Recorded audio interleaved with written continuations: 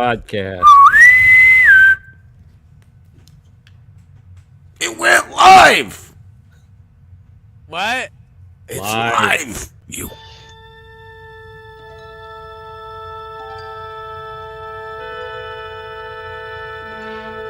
Space, the final You frontier. forgot to fix this still. This is It's still just the La, la, music. la, la, la, la, la, That's going to get a la. copyright Copyright strike. strike. These are the voyages of a couple of assholes who can't make a proper theme song. Alexander It's Alpha Carter. Podrants, everybody, and we're here to review some shit. And guess what? We've got Hi. Kish again. Yay! Hi. Kish. Hi, everybody. Kish. And he's Kish. actually caught up now. He's caught up to the Yes. rest of us, so he can stay But I'm here the here- entire show. Yes, but I'm here So with we're our gonna band make of it a very- regulars. A very long one, so we're gonna keep you here until tomorrow. Trouble with me. Trouble with Kishy. So, but you also watched a couple of other episodes before you caught up to these episodes. Yeah. Well, like I said, I was probably about halfway through, and I watched 5, 6, 7, and 8. You know, I caught 7 was the bonus episode. That much I remember. Yeah, that was weird how they dropped that. I liked it. You said you had to bear through it, Mr. Kish. Yeah. What about... You know what? I like Jack Quaid, as I mentioned earlier in an earlier conversation here. But that girl, she's cringeworthy for me. But that's to each She's his own better scenario. in TV form, I'll tell you that much. Like, cause Live action form, but live yeah. action, yeah. TV form. She sounded exactly the same in live action as she did in the cartoon, except it wasn't as terrible. It's so much worse when she's a cartoon, I think. It was somewhat believable. You see, her behavior Yeah. between her animated version and her live action version, it was a little jarring, to be honest. Like, I don't know. I don't really know what it was, but maybe it had something to do with me being used to her animated version. But when she switched to the live action version, it was very difficult to take it seriously. What about So Jack you're saying- Quaid? Jack Quaid was more believable than Mariner. Right, and he's Yeah. a more established actor, and we've seen him before, so Yeah. maybe that made it more acceptable. Yeah, Jack Quaid's Boimler was a lot more believable than Mariner. You know what's funny? You say he's an established actor. I keep reading while I poop these articles about the crossover and people's opinions and shit, and they keep saying Boimler, Jack Quaid, and Mariner, and then the sentence just moves on. They leave out the actress's name. They don't even acknowledge her. Oh, that's terrible. See, the thing is that I don't even know the actress's name. Right? I don't think these AI fucking article writers do either. I don't like. Look, the only actors that I know the names of in Lower Decks is Jack Quaid and Jerry O'Connell. That's it. Yeah, Jerry O'Connell, plays the Yeah, guy that's with it. the He cyborgy-looking guy. No. That's Ransom, the first officer on the Cerritos. Yes. Oh, okay, right. Okay. You hear his voice, and he actually got a credit, a little Easter egg on that episode. He's there in the end. Oh no, I guess did they show his cartoon form as well? I believe they did. Yeah. But that was cool. He could have never came over because he looks nothing like his counterpart. But No, he doesn't. it'd have been cool to see Jerry O'Connell and Number One doing scenes together. Because as I said, they do sex together as those characters for sure. Now, when you were watching this episode, which is It's because those they're old married people scientists, out there who don't know. Oh, okay. Thank you for clarifying that. I thought one of the neatest things was the intro, how they animated the entire intro. Oh yeah. That was yeah. a nice touch. Yeah, that was. you a know really what? I'll nice agree. That was a nice touch. Yeah. I actually thought it was a little bit meh. Well, they did a great job. It was kind of funny. He just has to be the other side, right? Did you notice there was a point Called where, contrarian. I maybe I did not notice. where there was Yep, a did bug. not notice that. Oh, that's the same. Is that the tardigrade? No, that's not the tardigrade. That's not the retarded bear from Discovery. Retarded bear. That's the same worm-like creature that latches onto the nacelle of the Cerritos in the intro of Lower Decks. Ah, okay. That's the same creature. I figured. Well, that you was know what I gotta ask, Charles. Would you fuck it? God damn it. Would you fuck that space worm, Charles? You know, I knew that you were going to bring that video up again. It's been 2 songs. It's been 2 episodes. We haven't done that. Can't wait to hear his answer here. The answer is no. You wouldn't want to No, make that's babies with a giant space worm. That would be a once in a lifetime. And did we ask if you'd have sex with Kish in triple form? Oh, please. Did we get through that one? Because if we didn't, I mean, you can't. Why even ask? would you have sex with Kish in triple form? A very quick no, probably. No. Emphatically no. I'm just checking. Oh God, please no. Please no. I mean, you know, Oh God, no. soft and fluffy. I think, Yeah, I right. think if you tried that, it might make you Don't fuck the worm, Charles. Oh God. Don't call Kish a worm. Hey. That's a triple noise? I don't know. It's kind of arousable. Far above a That's worm an is a angry tribble. triple noise. Oh man, what the fuck? Oh, now see, now that was the topic of, and I don't remember which show, but the use of the whistle, That was and Pike third explained what it one. was for. It's naval. It's been that around was forever. episode 8, Under the Cloak of War. He said that's your tradition here on the That was from Enterprise, 8. so- Okay. Oh, Yep. yeah, the episode that, you know, can't wait to get to that so I could say I think it was one of the best ever. yeah. But I won't say that until we. We're not there yet. Yeah. Not there yet. Right. So where are we starting? I heard Well, 6. I guess we're starting with the middle one here, the animated one. So, Okay. of course, you got time travel going on, Yeah. and kind of a lot of breaking of time travel rules, I would think. I mean, that's Yes. that's 'Cause he pretty keeps- typical of Star Trek. In the words of the great Miles O'Brien, I hate temporal mechanics. And didn't we learn in one of the other episodes too, though? Time is a weird thing that kind of shakes itself out, and will Well, kind of that was in the- sometimes. The Kirk and Khan episode, right? Or Kirk and Singh? Yeah, which I thought we were going to see the temporal police in the end. I kept expecting them to come out at some point because he was just, you know, we just had the severity of your actions when you time travel was just explained to us 2 episodes ago in a way. Yes. Well, And then you got boom, There is- Blamer. there Spock is- laugh. there is an explanation to that, Jim. The temporal police, as you put it, they would only get involved if something happens involving time travel that is not supposed to happen. So you're saying that Boyer and Mary was supposed to? Yeah, Travel they were supposed to that interact with the portal. crew of Pike's Don't Enterprise. stand. Well, wait, yes, Don't because stand on your grandfather when you time travel.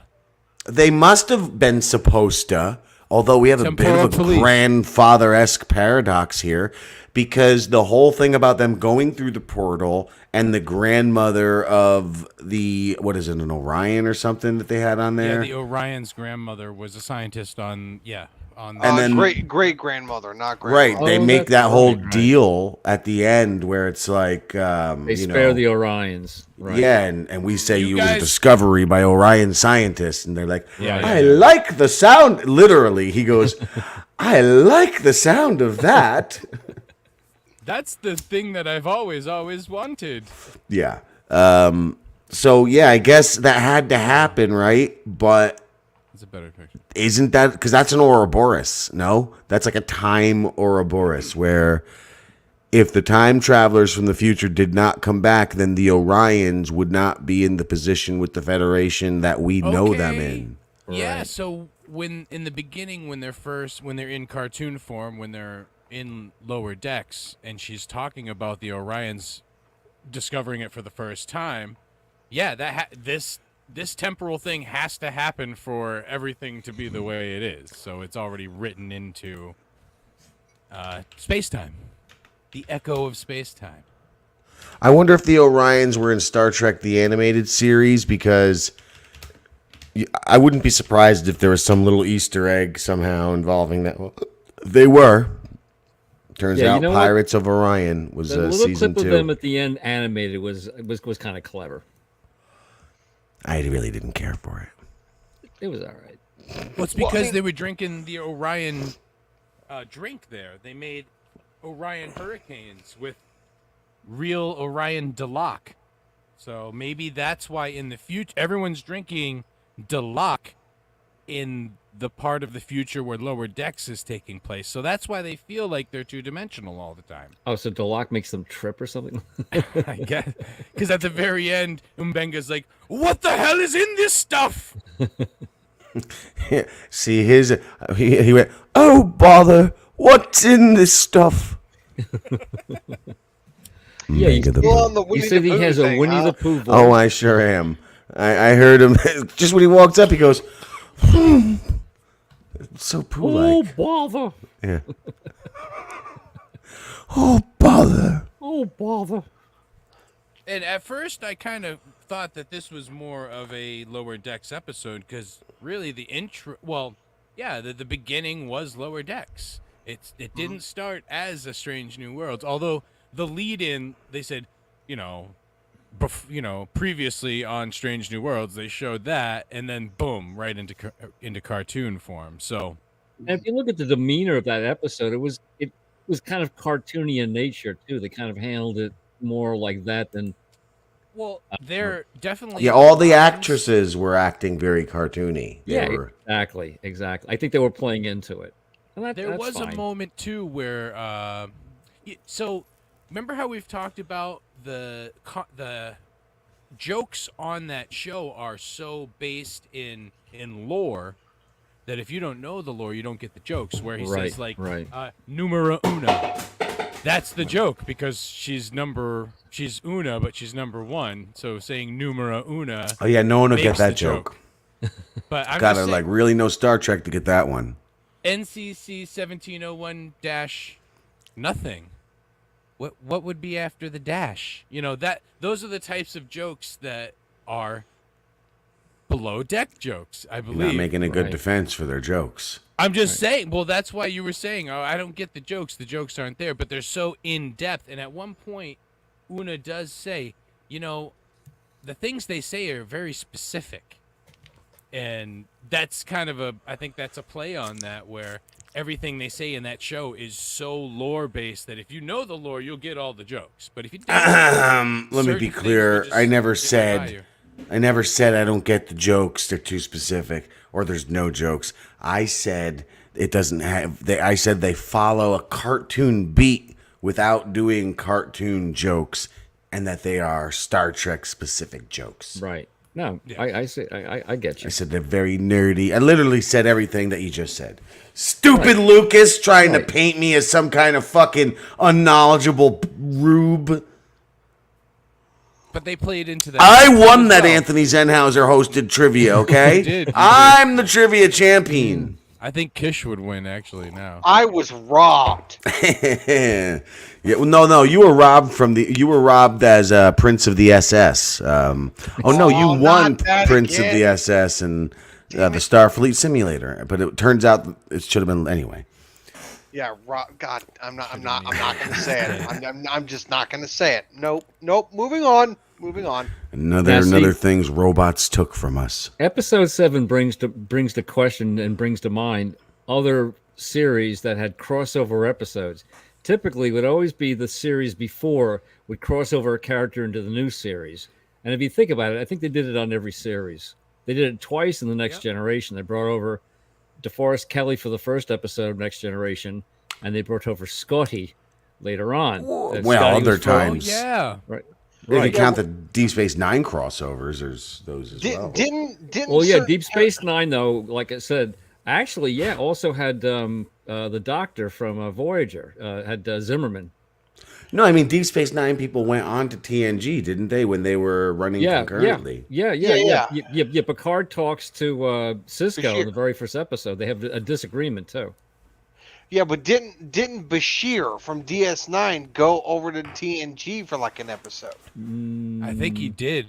He might have. May have. See, that's the thing, Charles. You've yet to see TNG, but as I was reading through, like, what episodes to watch, there's actually, I'll pull this up on the screen real quick. There's a fucking ton of overlapping TNG and Deep Space Nine starting around season, I think, 6 and 1, where you'll be hearing shit in each episode and you have to kind of watch them in a sort of order. Here, I'll show you real quick. Oh, so they'll be talking about like a war or something, some skirmish going on somewhere else, and it'll Yeah, correlate. like see here, after Chain of Command Awesome. Part 2, then you got 4 Deep Space Nines you got to watch. 1 TNG, 1 Deep Space Nine, 1 and 1. Oh, but this then is there's, an like, episode order to watch. Yeah, like, this in order. is...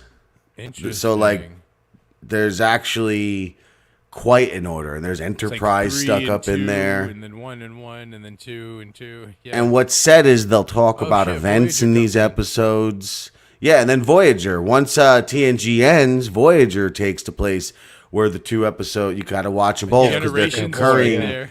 This is like Stardate. So not all the episodes will reference one another. So you're gonna stick But to you this? will find shit. Yeah. Little Green Man, I know that episode. Of course I'm going to stick to it. Yeah, Then there's Little Green First Man is the Contact. episode where the Ferengi go That's back a Ferengi. to. Oh, that was a great episode. Yeah, they go back Yeah, to like, don't- like was it like the 60s Yeah. on What Earth? fucking Yeah, episodes. yeah. Basically, they go back to it's not New Mexico, They were right? Roswell. Was Roswell, it? yeah. It was Roswell. So it's Yeah, not the that's fine. 60s; it's the 40s. Yeah, Megan Gallagher is in that one. Charles Napier plays a general or something. Yeah, it's great. It's great. They realize what a piece of shit Quark is. That's hilarious. Oh man. He that says, was that "Is I shit. know people like you." You sound like my uncle from Texas or something like that. Like I said, my uncle's a scam artist. He says you remind me of my uncle. All right. Hello?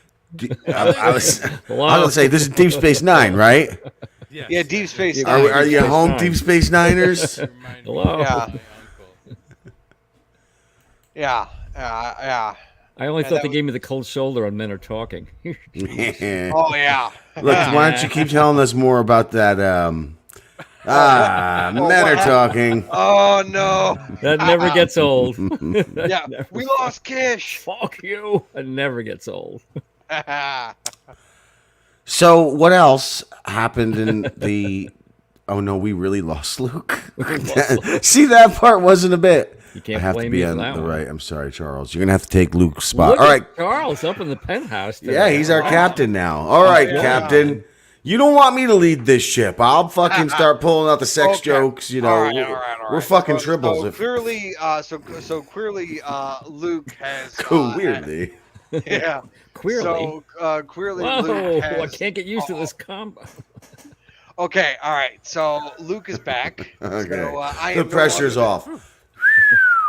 So look at me. Look at me. I'm not the Yes. captain anymore. I'm not your captain now. I'm the captain again. Okay. So overall, yeah, fun episode, but a little strange with the acting and stuff. And they all got into the cartoon aspect of it, I guess. Then the episode before that, though. So we're going. Well, back then I want a to say little bit. I don't know about closing off that episode though, because I wasn't sure you were closing it. I don't know why, but it gave me lots of feels throughout. I don't know if it was the day. I don't know, or if it was coming off the last scene of that last episode. Oh, yeah. because things were feeling a certain way. Sick. Now, what was sick? I'm trying to remember. It was 6. I'm trying to. How that Six ended, was- we got. Can we just, since we're Well- jumping around, Just tell him, Luke. Tell him what we got. The historical moment in the There final are a couple seconds. historical moments, but Just the one where Kirk and Spock and Uhura were together. Oh, that's right. Okay. where he first meets, they first meet. Yes, That's the Yeah, I historic. Yeah, I got so picked gay up, when this I happened. picked up on that as well. I was like, holy shit. Yeah. The OG My nipples got three hard. are in the same room together Yeah, at the but they- same table. the Holy OGs. shit. Yes. Yeah. Yeah. But they get to commiserate about Kirk's brother because he walks away from the table, and then they're saying, "Oh yeah, well sometimes he can be," and Spock goes, "a pain in the ass" or something like that. Or- Yeah. And speaking of out of character Spock, I'm surprised we just skipped off of episode 7 and you didn't once mention Charles did, but then we just ignored I him. did for a second. Yeah. Laughing Spock, that whole plot Oh, of that. yeah. I was surprised you didn't have those because you've been showing pictures of that one short trek fucking forever where he's fucking smiling, and then we had like 8 shots of him laughing. Yeah. Yeah, I know. He keeps laughing. It's weird. What the hell's going on with this? Vulcan? He's Yeah, not we supposed to be there's doing it. a certain somebody to blame for that. It's Nurse Chapel. Why? Because Which one's worse? gives him a little Vulcan boner. Well, I mean, hell, in the episode with Lower Decks characters, like Boimler thought that it was his fault, and then Nurse Chapel sort of subtly confirmed that it was her fault. No, is this still a carryover from him having to use his rage in that one episode? Remember that? Is he still trying to Well- deal with his emotions? Well, I Yes. mean, I thought that they confirmed at the beginning of the season, or some, yeah, it was at the beginning of the season, where Mbenga had said that the sort of like blocks or walls that Vulcans put up to like suppress their emotions, at least for Spock, have been lifted. Yeah, have it's been torn down. have been So torn down, right? so Yes. Spock has access to his emotions, so he's going to have a much harder time controlling them compared to other Right. Vulcans. But Right. we And he's half human to begin with, so like I said, Mhm. he's fighting that as well. Yeah. Yep. and exactly. I think basically to conclude that part, in case we forget when we get to the final episode, we'll discuss. You know, it was kind of a 3-parter with the whole Spock Chapel love thing because the end of that one shows her basically saying, "I can't, see you like that right now," and kind of turns him down. And I wonder if that's just going to lead to a slow suppression of his human side. Oh, there you go. Like that's the how beginning he of deals- Spock becoming Spock. He Spock. deals with the heartbreak by just completely detaching himself from emotion. Right, right. Because except for one time in the original series, there's really no mention of Chapel's love for Spock. But she does say she loves him one time. Right. And like I said, there were some instances in the original series where Spock would quote unquote slip. The one time where he thought Kirk was dead, and you see him spin around and go, "Jim," with a big smile on his face. And it's like Yeah. like I said, so he always let it slip every once in a while. I was kind of he was fighting, his human side was fighting the emotions, or was the Vulcan side was making well, you know what I mean. Both sides were kind of fighting each other. It's kind of Yeah, like B'Elanna Troy in Voyager. B'Elanna Yeah. Troy. She has to fight Her Klingon side fighting her all human the side time. too. Yeah. So Yeah, yeah. She always wants to It's a little late for this joke, but I'm going to try it anyway. Imagine the Spock we would have had if Chapel would have let him slip it in her. Oh, She yeah. said slip it in before. It was Yeah. way. It was, way too late. Way too. yeah, a beautiful But you- child. But you were saying about play your clip, Luke. You were saying play your little soundbite. That episode with Uhura. Oh, Where the one where she she- keeps saying, Uhura. Yeah, where she sees dead people. Dead. How'd you feel about that, Kish? Dead zombie hammer. Was Oh, that the yeah. same actor, you think? Yeah. "Dead people." Yeah, it would have been nice if they had given him a day's pay for doing. Was his it. name Bruce Horick or something like that? Yeah, he was very good. If you see him out of costume, it's like, wow, boy, it's amazing what they can do with prosthetics. It looked nothing like him. Really? And I like vocally what he did with the character and the He mannerisms. didn't have little antennas, you mean, is what you're saying? No, he didn't have those either. No, they probably cut him off. I mean, this does look like the same guy. And right? if you look at the actors, that's great. Yeah, the Ano, that was a surprise. That was a surprise to see that. It was a nice way to actually kill him off. What bring the him hell? back for a little bit. You know, she's. Oh yeah, it had to be him because they had those right there videos. She was watching the little instructionals. Yeah, videos that was of all. him. Yeah, they can use them in flashbacks now if they want. And when she starts having actual visions, there was a dead hammer. I don't know if it's here though. But so and now we get Kirk back on the ship. Because he was on one other episode, I think, in this real universe, right? Before? I can't remember. It was in the first season. He showed up for an episode. And this is also the first time that he meets Uhura in the bar. And then afterwards, she beats the shit out of him. She thinks she's tripping in the hallway and thinks she has a knife, and then smashes his nose and puts him on the ground there. But the whole thing of her being like, I don't want to be hit on. No, don't talk to me. I don't want to be hit on. Oh, you're Sam's brother? And he's like, oh, that's why you don't want to be hit on. That was kind of a fun little... he's just always shitting on Sam no matter where he goes. It's so weird seeing this Uhura and then watching the movies or TOS and knowing that she's going to become Nichelle Nichols or my grandmother. Like, literally, I can't watch those movies. That's my grandma in blackface. For a fact. Nichelle Nichols is my grandmother in blackface. They're like the same fucking woman. Really? Wow. Yeah. They look very, very similar, too. Very similar. Well, I have a very good question. You don't see the Uhura character in the cage. So how do you explain her appearance in... The Cage was before this, and she's an ensign. So, like, The Cage was 10 years. Right. This right. is 5 years, so... Okay. Got it! Yeah, well, like I said, because they had to find a way... Explained it! Well, they had to find a way to incorporate her into that particular universe, in quotes. You know what I mean? Yeah. Which made me think, because she's an ensign, and that's why we're getting her now, we're not going to get Chekhov or Sulu, right? Because Sulu is Ensign Sulu, isn't he? I know it's Ensign Chekhov, or no, it's the helmsman Sulu. Well, Chekhov came later on. He came out after Sulu. Yeah. So he came remember, all right. So Una and okay, don't answer my question, Luke. Go fuck yourself. I was asking what Sulu was, but okay, never mind. I'd say he was young in the beginning of TOS, so yeah, maybe he got transferred. Really, you said that? Play the tape. Play the tape. I did. All right, so these two were scissoring. Over. Tell me about it.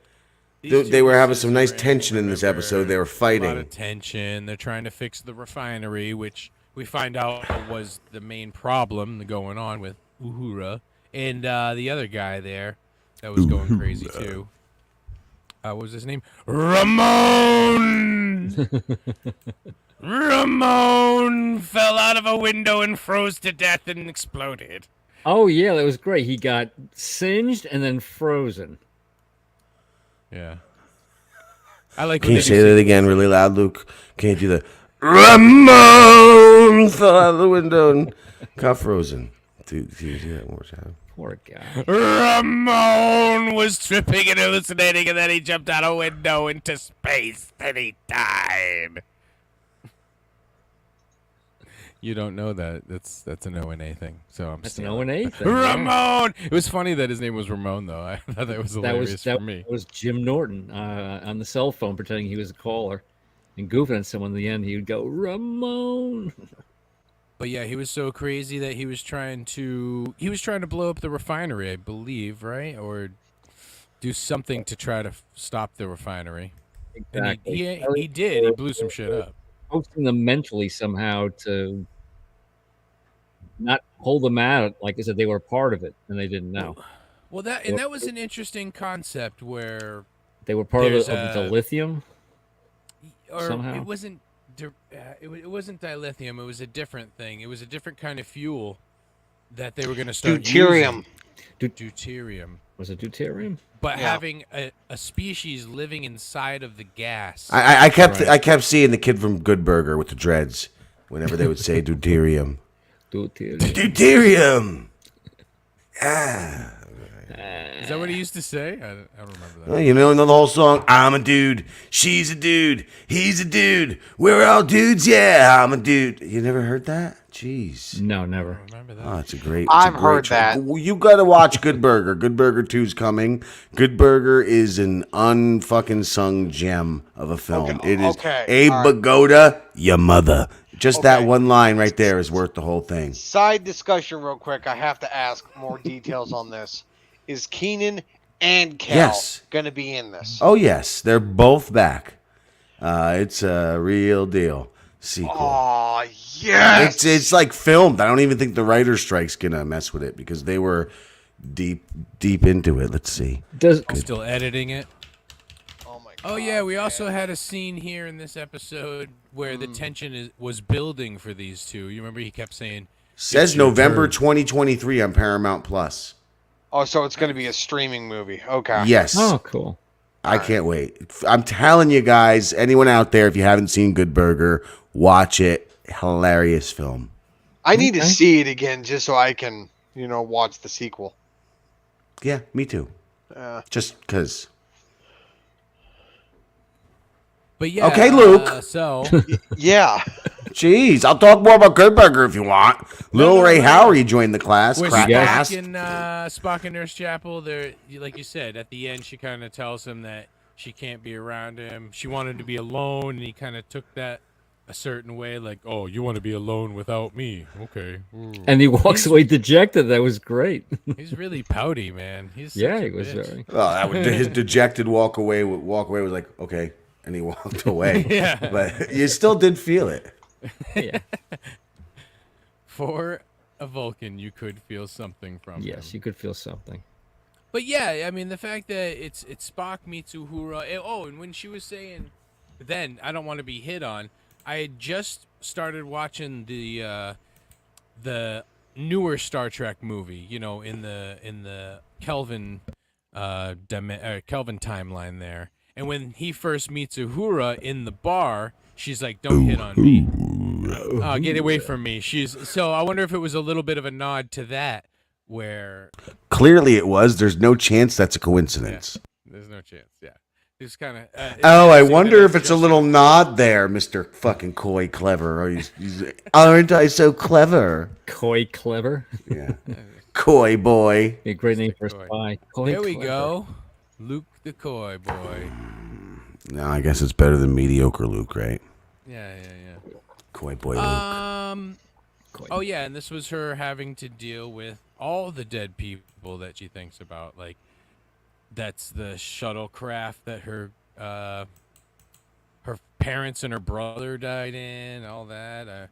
You really get a lot of depth with her in this. Yeah. And then the next episode, they're telling her that you're amazing and you're like everyone knows who you are and all this shit.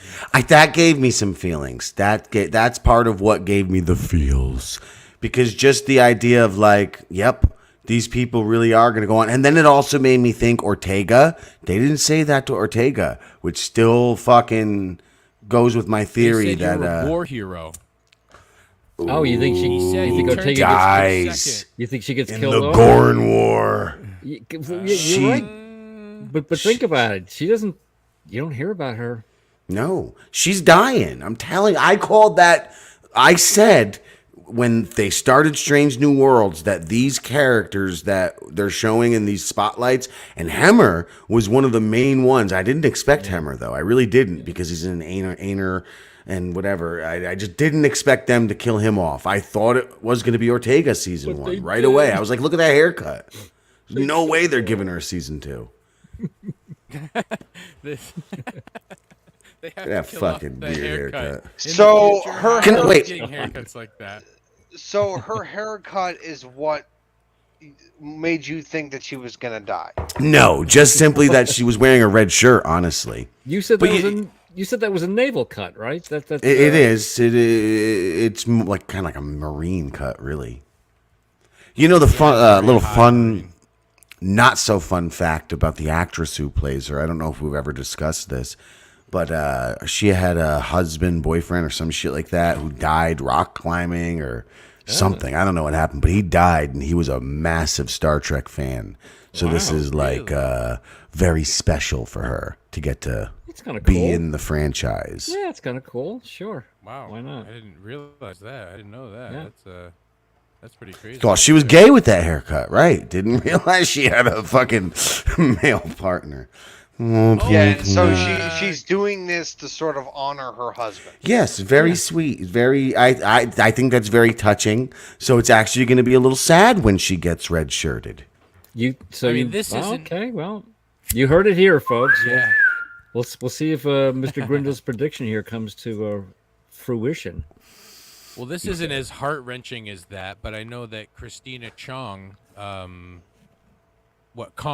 Noonien Kong, whatever her name, La'an, she is a singer and has albums and stuff that she promotes on Twitter. So I know we can't. I don't think we can play it on here. Oh yeah, real fucking human interest story. Oh yeah, that one had a partner who died rock climbing, and now she gets to honor his legend by fucking being in the franchise. Not as heart wrenching. Yeah. The other one has music. Christina Chong sings songs. And her career's doing much better, probably because she's on the show. But anyway, She's a Brit. Not sure actually. I thought she was American. Sure. I think she is British. She got has that a British look. accent though. The character has a British accent. Oh, because that's Sing has. If you listen, she definitely has an accent. Maybe she's acting. Yeah. Let me Oh, look. okay, yeah. Christina Chong is a British actress. Okay. Thank you, Charles Whedon. Yeah, I'm looking it up. She was born in Enfield, London, England.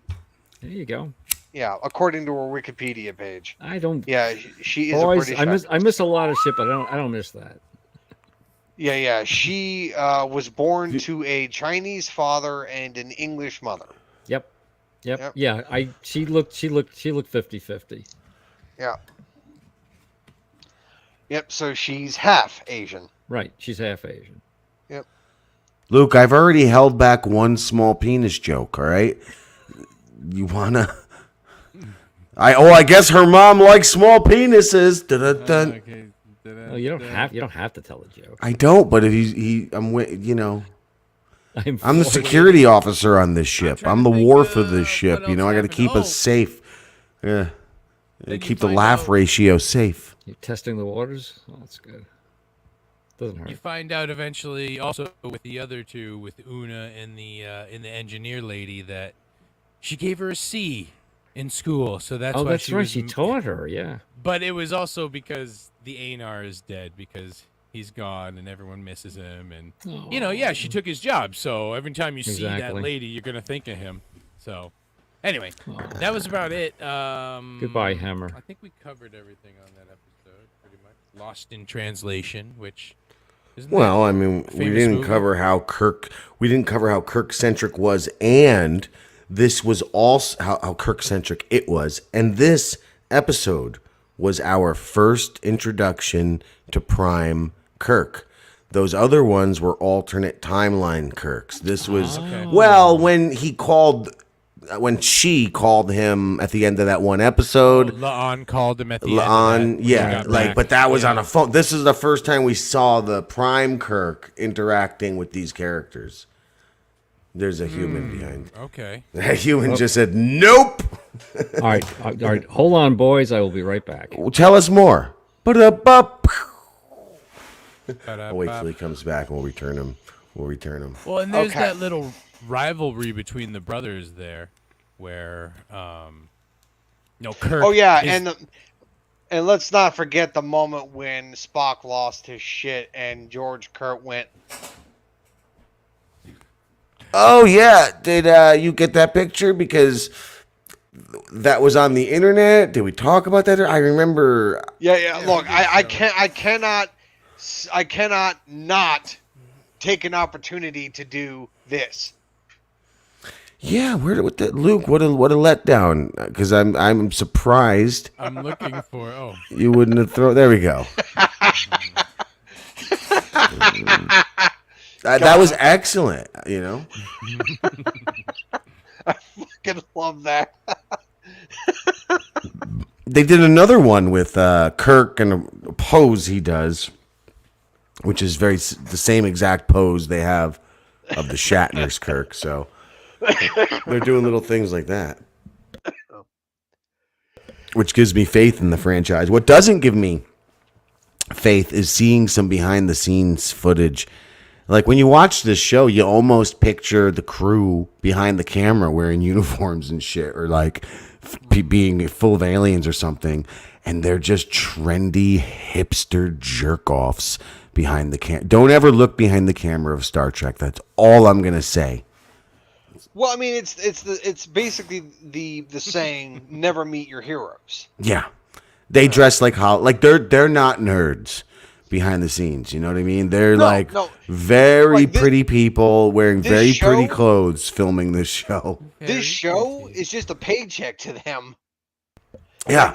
Right. They're going to a ball. Their ball is we're filming Star Trek. We're on the crew of Star Trek, and they're just dressed up to the nines.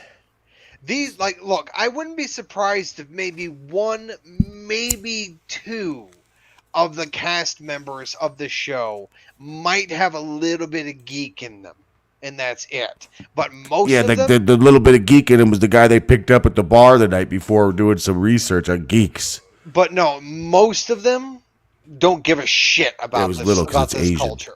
Most of them don't give a shit about this geek culture. They don't. I agree. Brothers.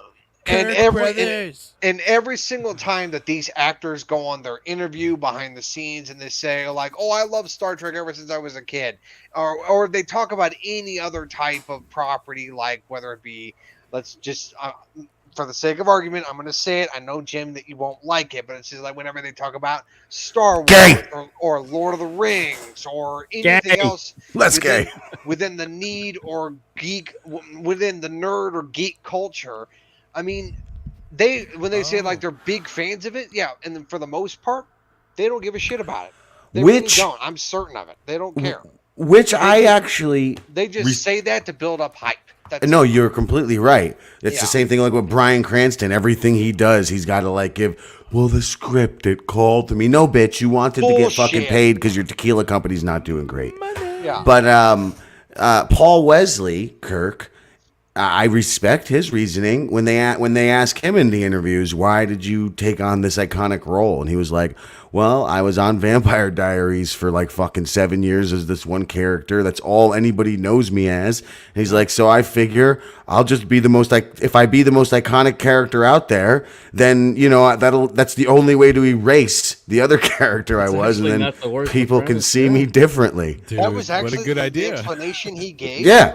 He's just like, because I don't want to be seen as a fucking vampire. He goes, so now I'm going to be Kirk. That's actually brilliant if you think about it. I respect a response like that. Exactly. He was being honest. Yeah, I respect that level of honesty. When an actor says like, oh, I was so passionate about the script, or I'm passionate about this property, I'm like, bullshit. It's just like, I mean, it's fucking bullshit when an actor says that. And we know it's bullshit. That's right. And we learn his expertise in chess because, like I said, the original series, he plays three-dimensional, which is probably more complex to play than traditional chess, I would assume. He did have a joke where three-dimensional, playing the one-dimensional was for, like, morons or something like that. Well, the theory behind it is when you're playing three-dimensional, you don't see the board the same way. So now you're relying off of your chess instincts. Right. I did want to you mentioned Star Wars for a second, and that one thing. God! Oh no! Here we go. The intro. I'm gonna kill myself. Not in Minecraft. In the real world. Call the police. The intro of those old scientists reminded me of when Family Guy took the Star Wars scenery and animated it. You remember for their special that was like, and they did the actual all the real animation for it. So that was okay. Well, wait a second. I mean, I can respect the artistry that happened during that when Family Guy made their specials, and all of a sudden it comes up with the Death Star. I saw Charles' butt. There it is. Yep, the animated trilogy. Yep. Jerk. And it just harkened back to that for me. I was like, oh yeah, I remember when that happened, and I was like, that's pretty cool. I might not be the biggest Star Wars guy, but that was a nice, interesting art thing that they did. Not to get off Star Wars, but speaking of getting off, Becky just slid across the floor with that ass shot from Charles. I just gotta say, he was up there shaking it for her. She just went. She slid right out of her chair, right down the floor into the kitchen where she made a sandwich. You couldn't see my ass. Yeah, we looked at it, and then yeah. I'm wearing PJs. You couldn't even put on a pair of respectable slacks for us here in space. Hey, Coming to space in your pajamas. Disrespectful. I almost took my pants off when you had a picture up At a least moment I'm ago. actually wearing something. Yeah, well, like I said, I almost didn't, but then I said, no, gotta have respect for the show. Keep your pants on. True story. It's the only reason I'm Anything not else saying it. about this episode that you want to mention? Anything you remember from? It was a Well, horror Lost in theme. translation. One thing I do want to mention is that it was nice to see Hammer again. Yes, so it was even dead, even decaying. It was good to see Hammer. Oh yeah, Zombie Hammer was actually kind of cool. He was. Yeah, Anars make good zombies. They do. They really do. I mean, you know what? I'm actually kind of curious what that would be like if they ended up doing some kind of like Star Trek Halloween special where like they have the Federation going up against infected like alien zombies. I mean, that would be kind of interesting. Yeah. Well, with the musical episode next week, anything's Oh, on the table. fuck. Is that what hell. it is? No, wait a second. First of all, how do you know that it's a musical episode? Because in the trailer, they are literally singing and dancing. Oh, they leaked it? Oh, Oh yeah, like What the if trailer it was came just out at one Comic section? Con. is it good to watch How it? do you or know it's not- just or one not watch the section? trailer? It might just it be good to like know what's coming one or to be 5-minute surprised? little section. How do you know? Hold on. God Oh, damn yeah. it, Luke! How do you know it's going to be a section? I don't. How do you know it's not just going to be a section? Because why would they be billing it as the musical event of the fucking century or whatever? Oh, God, I it's see. just- I didn't see that trailer. They're not saying It's Star just Trek zombie. with one musical number. They're billing this as Star Trek the musical fucking episode. If the it was first, one- yeah. If it was one musical number in the entire episode, I would be willing to be just to breeze past it. But if they're just going to do one musical number after the other with a little bit of dancing moments, I'm like, no. What is this, like Star Trek doing cop rock? Is that? is that Oh what no, is that what they're not looking that at? again. Oh please! I'm hoping it's not that. Oh God, it's you know what? I put Yeah, that out of my complete mind, and now musical it's back. episode. It says it right here. Subspace Rhapsody is a Why? joyous salute to Hollywood musicals of the 50s and is deemed the first ever complete musical themed episode in the franchise. Nobody asked for this. No, they did not. Well, you know what? Again, unless they brutally murder one of the fucking main cast members while the rest of them have to just keep singing without referencing it or anything, then that's the only way. Like I said in our chat, if they do something like that, that would actually make it all worth it, and it would be incredibly dark Hey, if they did something like that. Wait till we get to episode 8, because what they did with Mbenga is pretty fucking dark. Oh yeah, that was insane. Yeah. And we Which can't wait to also- get to that. So let's get Oh, yeah. finished with this bullshit talk so we can get on to that one. Oh yeah, that was a great fucking episode. Yeah, Come on, yeah, let's hurry yeah. up. Let's get to episode My new 8. favorite fucking character, I think, is Hooray. Mbenga. So far we have done episode 6 and episode 7. So now here's episode 8. Since- Under the Cloak of Since you're really good at War. segues, I'll use your really long segue time, even though I waited till you were just done with it. I'll go get a drink. Oh, that's nice. You wanted to talk about. So let's hurry up and talk about it while he's gone. So there's a Klingon guy that comes onto the Oh. ship. Hold on to this picture here. That actor playing that Klingon is the actor that plays the cop lady's dad. I can't remember her name, but she was in a relationship with Henry Winkler's character in the HBO show Barry. Okay. He played that female detective's father, and he was from Barry. And when I saw him show up on Strange New Worlds, I was like, I know that guy. That's the guy from Barry. I see. Well, I his recently watched that ridges. show.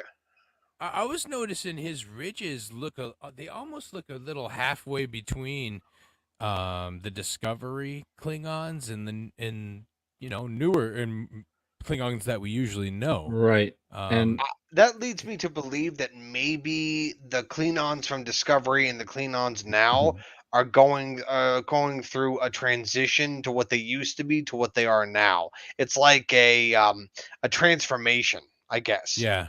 Yeah. could Maybe be. that's their way of explaining it. And is it my Just that one previously on segment. Yeah. And is it my imagination, or is that the first Klingon I've ever seen with dreadlocks?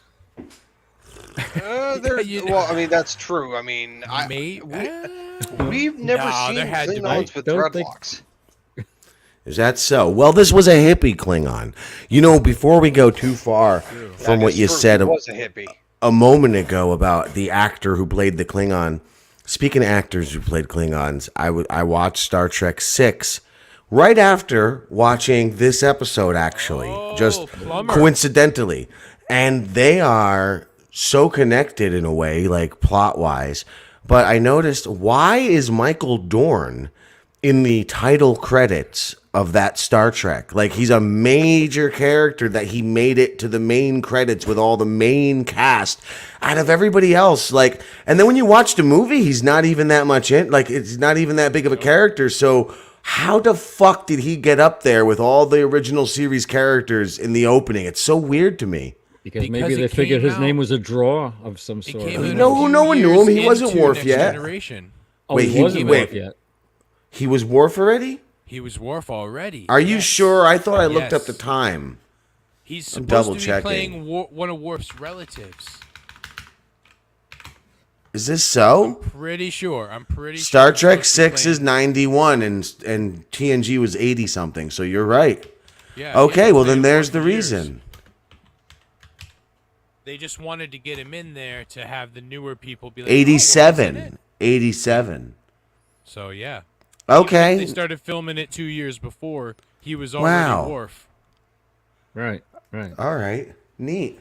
And I think that's what it is. He's playing. Cuz I fell asleep so I didn't finish, seeing like what he I didn't make any of these connections. I just Maybe not Moog, right? He's son of Moog, but Son of Moog. Yeah. anyway. So everyone kind of doesn't like this Klingon though when he comes on because of his reputation and all he's that. a but, saucy like, little douche. Yeah.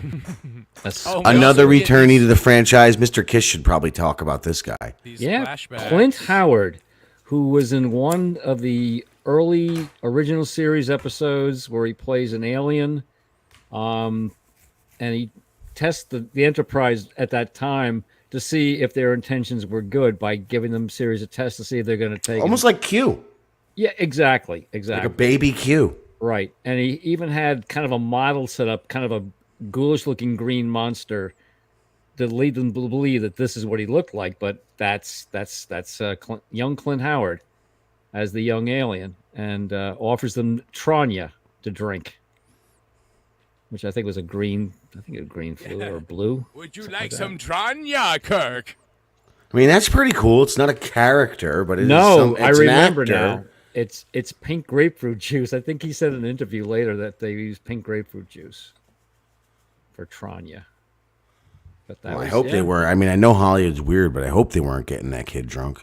Yeah, But he's Yeah. also been in a few more episodes. I wish I pulled the other pictures, but he's played a Ferengi before.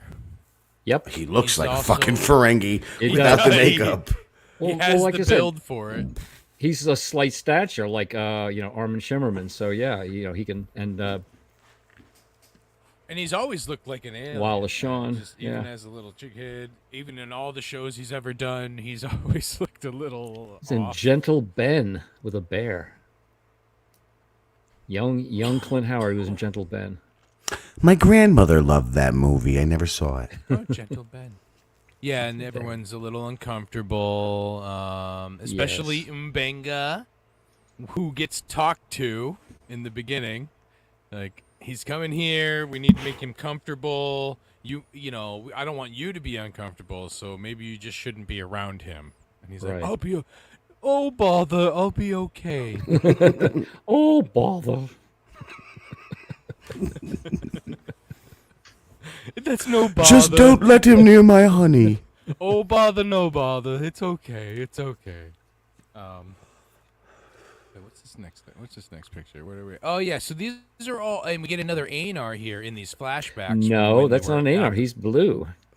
Yeah, He's that's Andorian. Yeah, that's a full blown Andorian. That's an Andorian. Oh, about to lose your cat. This is about to get immunized. Charles is going to become the new captain. Shame, Luke. Shame. Kish with seniority is going to take over as new captain of the ship. See, my problem is I kind of half watched this. I kind of had my phone on it, but I didn't really. I wasn't looking at it the whole time either. So Yeah. I do What? have a couple questions about this. I This just didn't watch it up you until like a couple you hours ago. half watched the best episode tried of to the watch- Oh three. my God! I'm Yeah. gonna watch it again. One of the finest hours of Star Trek you half watched. With a badass Doc. He was badass in this one. Yes, he was. Started we with also the- get to go back into, the captain's area where everyone's eating and it's I bet you want. gigantic. You know, Becky in the audience wants to get in the captain's In area. the captain's area. She keeps talking about her Pike love, but the other Pike. You can see Reyes, she kind of mouths off a little bit. She's a little firecracker, so you can see why she's going to die a war hero. She's Wait, so her name's not Ortega, and I'm being a racist? What the fuck's her name? Wait. What's Could you her just name? call her Reyes? I call her Reyes. I don't even know what her name is. Oh, wait a minute. Wait. Her name is Ortegas. Okay, thank Okay. God. Yeah. Oh, Ortegas. It's not Ortega. It's Ortegas. That's a salsa. It's Ortegas. Okay. Okay. Yeah, she's I nice. don't know her first name, but her I don't name is know why I Ortegas. wrote it down as Reyes. Yeah. What's her first name? Do we know? We do know, but I don't remember it. Hold on. It's not even worth knowing. Strange New Worlds cast. Now, who was this guy? He was talking to. Was that the commander of his group when they were in the war? Oh no, that's not the commander of his group. That's just a soldier that he healed. Erica.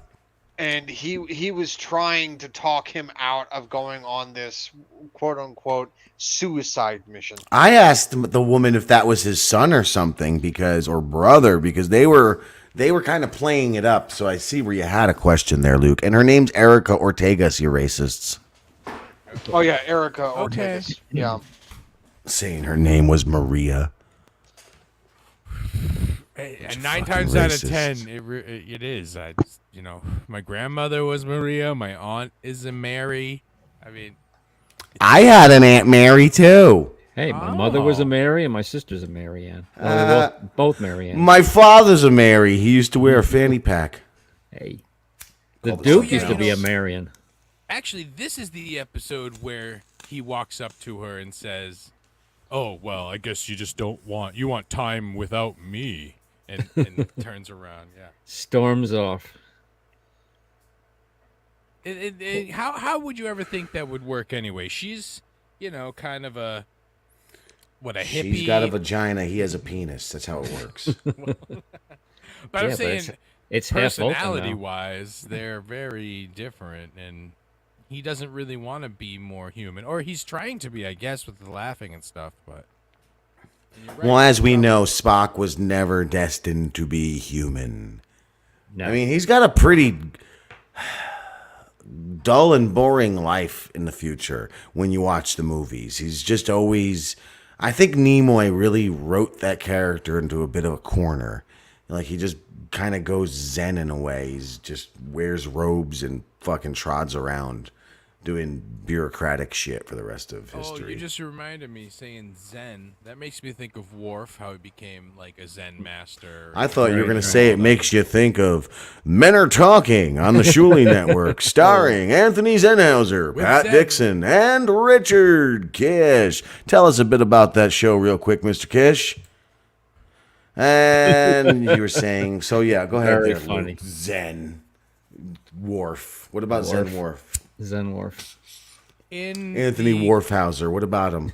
In the cartoon episode, Boimler does say Worf's honor at one point. And Ooh, did Does you he hear now? that?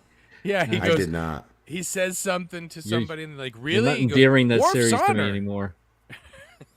See, Kish, I had the opposite reaction. I'm tempted to watch Lower Decks. All right. I'm gonna watch Hey, it man. after Nemesis because that's where it fits in the chronology. And by the time I get there, that's when I'm gonna watch it. Oh, I salute your motivation and effort. Oh yeah, Hey, Picard's nothing wrong way with that. after, so okay. Yeah. Yeah. Oh, then there was this scene here. So yeah, we see M'Benga getting increasingly like agitated throughout the episode. And Yes, very you're much just like, so.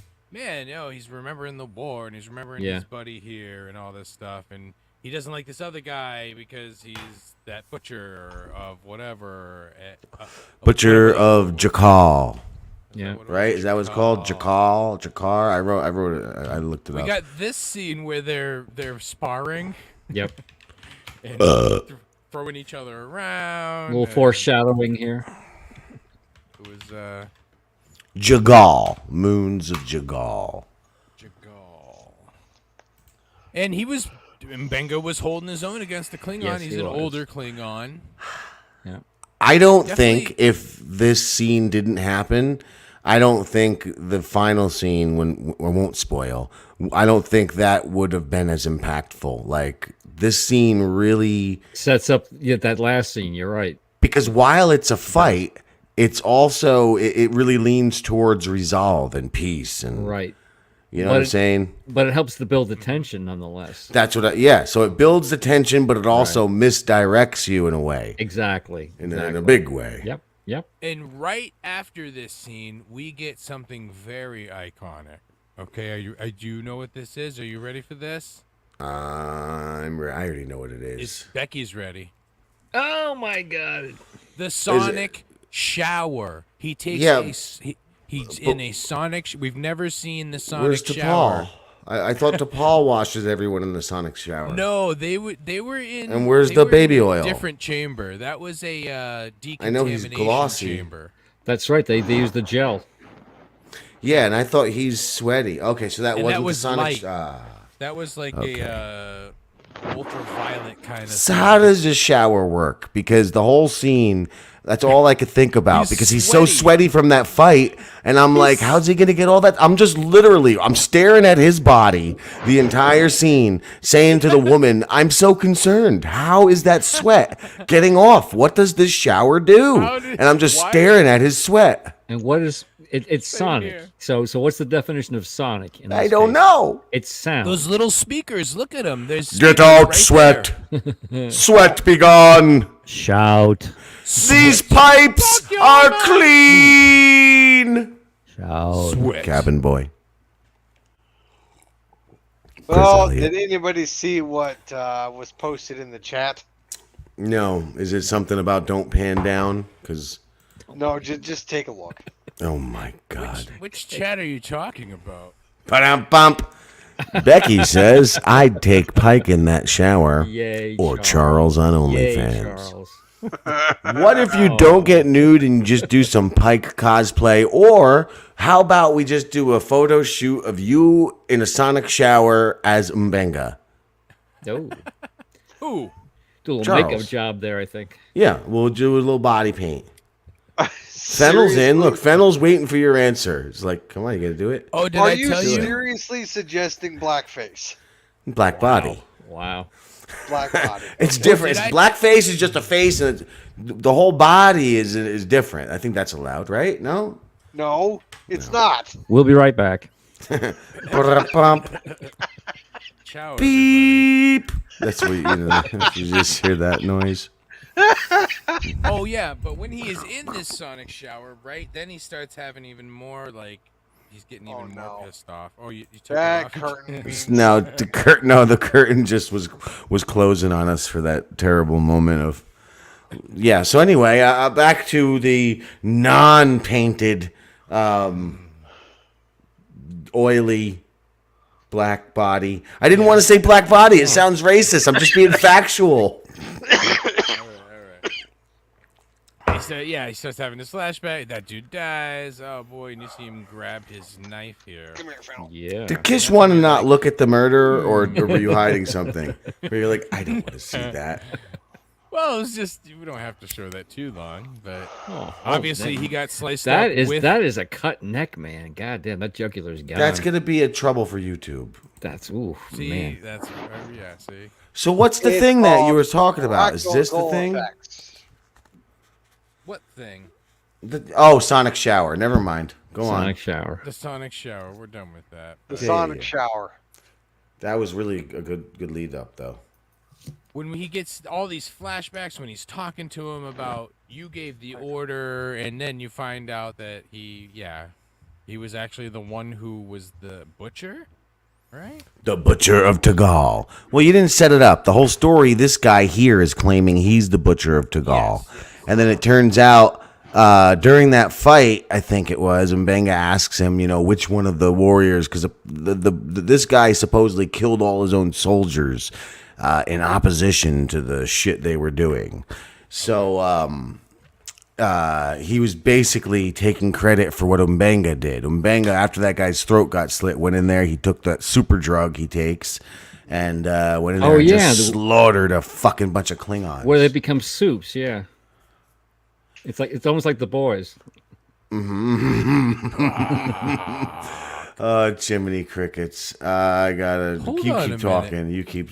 Oh yeah, I guess their blood's kind of like darker red, like almost purplish. So yeah, that tracks. I guess. Oh my 'Cause god. If he was killing, you hit exactly 100. You fucking weird. Yeah, I'm going through these slides. Can I get rid of this? get rid of some shit. Yeah, go ahead. That can go away. Okay, there you go. Take some Because things out. you missed the most important scene, though. You brought up the fucking sonic shower, but you didn't show what happened at the big reveal of that scene. Oh my Oh, god! no. Charles all along. There you go. Big reveal.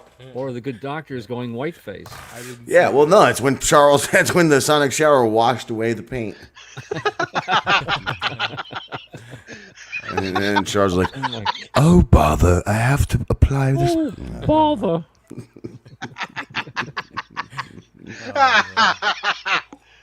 I bet that wasn't oil or sweat. That was just his body was all sticky with honey. Could be. Could be. No, it was maple syrup. That's And then they don't even. Winnie the let Pooh us don't eat see- maple syrup, Charles. Be factual, all right? They might All have right, used go maple ahead. syrup on this. I think that the chunky. But let's we're not giving this enough reverence. How fantastic was that reveal, and who figured it out earlier? I did, personally. Again, I wasn't watching as close as I should have, so I was like, "Oh shit!" But Oh shit! oh shit! Oh shit. I was also doing chores, so I'm like, "Oh yeah." So I was like, oh, I need to watch this again. oh look, they're going pew pew. Oh shit! Oh, dude, seriously though, that fucking reveal. Now we have this guy who lost his daughter to eternity, essentially. His daughter went on to become an immortal, Right. Yep. because she was gonna die. So he has all that Living in a pain. nebula. Yeah. Now he's also got this pain, which although I don't think it's that much pain, I think it's cool that he's got the name Butcher of Jagal and it's like secret, but it's no different than any other war hero story. You know what I mean? Yeah. There's probably a million. So this doesn't quite add to He's the pain, Rambo. but he does feel pained by it because he's I guess, do no harm, right? He's a doctor. Yeah, but the Exactly. Doctor had as much hate for the Klingons as O'Brien had for the Cardassians. It's all because of war. Yes, Yeah. it has that same kind of vibe, which is nice that Yeah. they brought that back, because that was a great part of Oh, yeah. we've talked about this before, I think, but yeah, when he's just like, "Oh, the Cardis, you can't trust any of the Cardis. You No can't way." trust the Cardis. Yeah. Oh, also, because Mbenga kills this guy. We left that out. Fantastic, right there. They That don't shot. get to like, They don't show you. yeah. the So you behind the don't really glass. know if the story he tells Pike is the truth. Him and Nurse Chapel. So actually, it really adds a level of badass to Chapel now, knowing her appearances in TOS. She involved herself in a conspiracy that changed the outcome of the Klingon. You know, whatever happened. Okay, by the time of Star Trek VI, which occurs, I guess, after this, the Klingons are about to become space trash because their planet has just whatever. I don't remember. Does anyone know exactly what the reasoning was? But they're basically about to become like gypsies of space, just like Well, there was an garbage. explosion. Wasn't there some giant explosion that destroyed one of the moons or something? That they were mining shit and it fucked things up for them. I think that it was something like that. Not sure, but it was whatever it was because they still weren't fully involved with the Federation at that point. Had Mbenga not killed this guy and delivered this justice, perhaps the whole, you know what I'm saying, united front of Klingon and Federation would have happened much sooner. Possibly. United Federation of Planets. Yeah, whatever. But Mbenga was so pissed. He's like, because you don't have. I'm very bothered right now. I'm very bothered right now. You stole my honey. Fish my honey pot. You're And you taking killed all those my innocent fame. soldiers. I need some honey in my tummy. You slit Tigger's throat. Hey, And he's then- I said Tigger. You get Nurse Chapel kind of. Did she lie about what she saw? I was kind of half watching, so. Yes, she lied. She didn't see shit. She saw what we saw. She saw the exactly what we saw, the white silhouette. Well, they claim it was self-defense, and that was fine. Once they were told, "Oh yeah, you defended yourself," that seemed to take and like it, it's over. That's all we needed. Well, all right. Well, good then. Now they're so tight. But didn't he even lie Very and say tight. that the guy brought the knife? Probably. I don't remember. At the end here. This is right after he talks to Pike.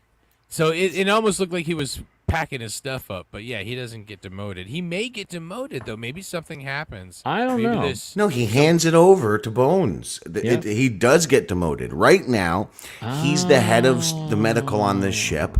Bones is going to take over for him, and he's still going to be on the ship working a different shift. So he's just going to, get, I don't know if it'll be a demotion as much as a choice, I think it'll be. He's, for whatever reason, he's going to choose a lesser role, maybe a demotion, but I don't know. I don't see what this guy could do to really get demoted, unless they find out about what he did. So now, does Bones serves under Pike at one point or another in the timeline? Nah, it's not said. We'll find out. Not exactly. sure. Exactly. Not sure. Well, yeah, Actually, we'll find maybe out it if is he said comes somewhere. on Let me look it earlier. up.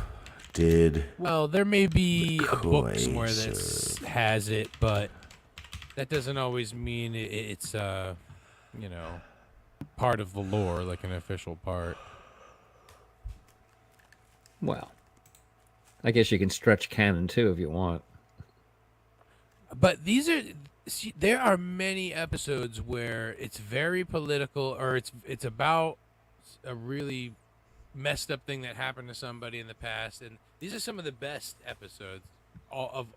There's a couple where, anytime some old Cardassian or Bajoran shows up, and Kira has to deal with it. Or there's a point where remember where they kidnap Major Kira from DS9 and turn her into a Cardassian. Oh yeah, for a that's little right. while? And like all those to make the sorts of guy think that it episodes. was his daughter, and it wasn't. Yeah, His daughter was alive elsewhere, but they did it. Yeah. And it was genetic. I'm sorry, it was cosmetic. Craziness. It wasn't genetic or anything like that. Yeah, it was strange. Yeah, she And there's freaked out. always- she freaked out. In the Next Generation, even early on, probably second season, they had a couple of political episodes that are just incredible. And you're like, wow, and war and shit's going on. And, you know, it always takes it to another yeah. level. It gets, because right away we had, you know, the Lost in Translation one was kind of like eerie and weird. And then you have Right. those old scientists, the funny, quirky, and now you have this really heavy wartime veteran type thing going on, and yeah, with political implications because of this ambassador, and Oh yeah. Well, Charles will tell you one of my favorite episodes from Deep Space Nine was the one where they were trying to bring the Romulans into the Dominion War, so they wanted to take and get a copy of a meeting to show the Romulans, to show that they were going to plot against the Romulans. You know, they were going to bring them into the picture somehow, and the Romulan head that they sent over there finds that it's a fake. I remember that. It's a fake. it's a fake. It's a Yes, fake. I It was remember great. that. I The remember name of that was- episode is In the Pale Moonlight. Yes, and it's all a personal log, which eventually at the end Cisco says delete. He says, I would never change what I did for a minute. And like Yep. I said, they had to kill him off at this point, get rid of the evidence, and the Romulans What- came into the Dominion War. They saved One of billions my- of lives, but you know, they Yeah, had one of my favorite moments in that entire episode is the moment where he figures out what Garrick did, Yep. and he goes into Garrick's office and basically punches him. Yep. And Garrick just starts going like, if you hold your rage for just a moment, I will explain why this was a good idea. Exactly. He goes, Yeah. you may not like it, but he goes, it's one life to save, possibly billions. So Yeah, yeah, exactly. needs of the many. Yeah. Yeah, exactly. Like Garrick explains that. I mean, Right. this in the long road, this will save more lives Right. than you realize. Right. That this is a good idea. Right. And oh man, the more I talk about Deep Space Nine, the more I want Oh, to watch God. it. Oh God, it's Pluto TV. They're running it single right now. time. And like I Well, said, I mean, every I once in a while- have access to Paramount Plus, so I can watch it. Oh there. yeah, same here. But you know, sometimes it's like putting the radio on. It's just nice. Yes, to have them nice, running just- and like you watch them and yeah. Plus, Pluto has great it just- commercials, and between it, when it has that fucking Pluto logo, it's very nice to pop up in the middle of the night. Yeah, you know what I Yeah. found out? It's Pluto very is owned loud, by though. Sony. Pluto Yeah. is owned by Sony. I like that. It wakes me up every time I hear that. Yeah, the in betweens Yeah, are but I mean, very, very loud. I could breeze through Deep Space Nine live.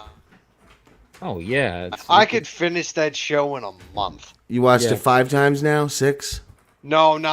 Four. I think I've watched it like 4 times. I've gone complete through. That's I a mean, lot, though. complete through twice, and with the Pluto, you could probably say 3 times at this point. Yeah. I might have an answer for McCoy. I'm reading here that in the alternate universe finale of Strange New Worlds, we saw that McCoy was working with Kirk on the ship, although I don't know that we saw that. But apparently, according to this article, it was stated that McCoy worked on the Farragut with Kirk. When Okay. Kirk was right. So it's likely that McCoy, being that they're best friends, followed Kirk over. That's what this article Right. says. That and would that make sense. because Maybe it not would right because it away. reminds me of the Star Trek movie. Does that not happen in the reboot movie where Kirk They goes never and go on the finds his Farragut. buddy? No, not in the Farragut, but he goes and finds his buddy McCoy at some point no, and in like the reboot, enlists him to come. Like he doesn't he like drag him along? They're on the ship together to be recruited. When Pike of that universe or that timeline says, "Hey, you know your scores are really high. You're like do you want to be a genius thug or what or something like that, a genius thief?" And he's like, "All right." So he gets on the transport, and Bones is right next to him. And he's like, "Yeah, you know, my wife took everything in the divorce. I ain't got nothing left but my bones." And then they're like friends in the academy. Okay, so he doesn't pull him in. So I thought I remember, but But- this says that. So But being that they're friends, there's probably wherever Kirk is probably where McCoy is right now, and when he becomes captain, he'll probably switch over. But Then again, maybe not. Once never Spock know. shows up in that movie, he gets them all together as a crew. He Well, says, "You guys have to be together." Let me say this. I think I'm wrong because M'Benga has to lose his position. He either has to.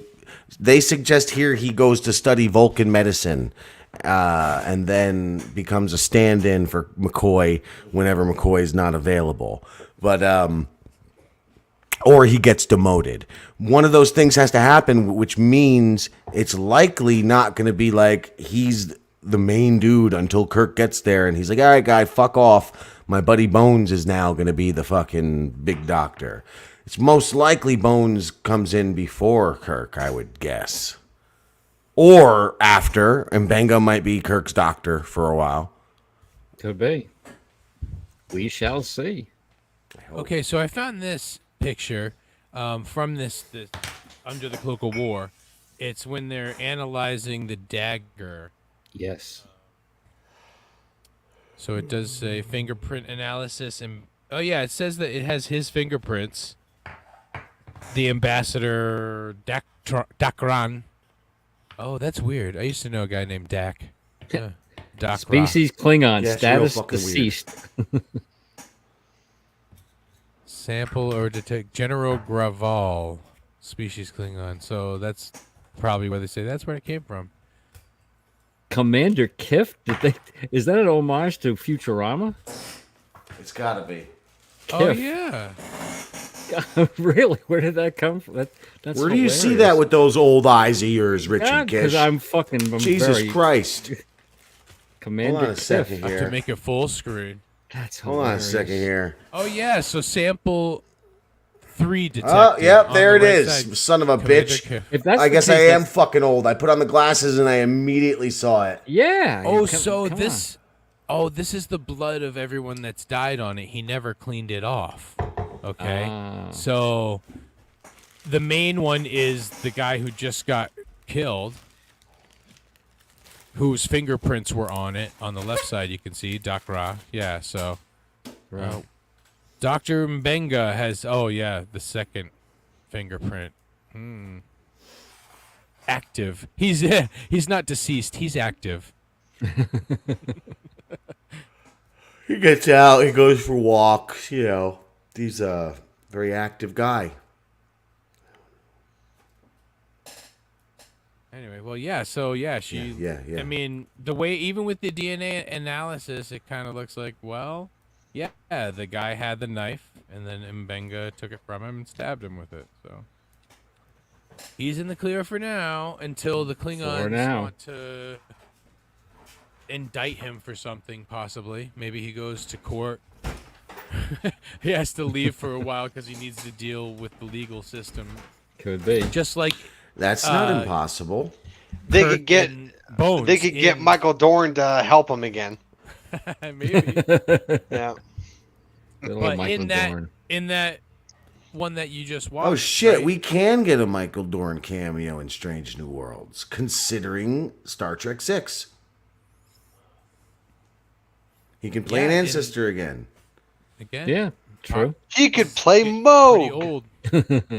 Yeah. He's getting. that he's would up be there, interesting. but What? He's just gonna get prank calls the whole time, and it's like, is Mr. Space there? And then he's like, Hey, that begs a question that I don't know the answer to. No, Vulcans live unusually Space. long lives compared to humans. How they? long do Klingons live?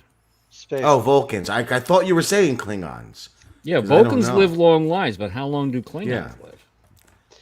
I don't know that. answer. Well, we know that Klingons have redundant organs, which, like I think they have like 2 sets of lungs. So like 4 lungs overall. They got I think they, I don't know how many hearts they have. I think they have at least 2 hearts.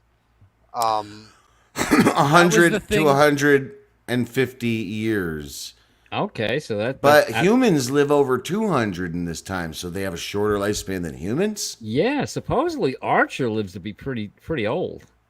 Yeah, because in the Star Cool. Trek 2009 movie, they Oh, make yeah, they mature faster than humans. Because they go through puberty earlier. Oh, okay. Apparently, age 1, they look like a 4-year-old, and at 4, they're 8.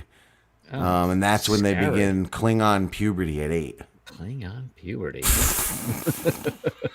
That's the answer we didn't think we were going to get when we Coming asked soon to how Alpha long. Podrants. Klingon See- puberty. you see, Klingon puberty, playing Friday at the Mercury.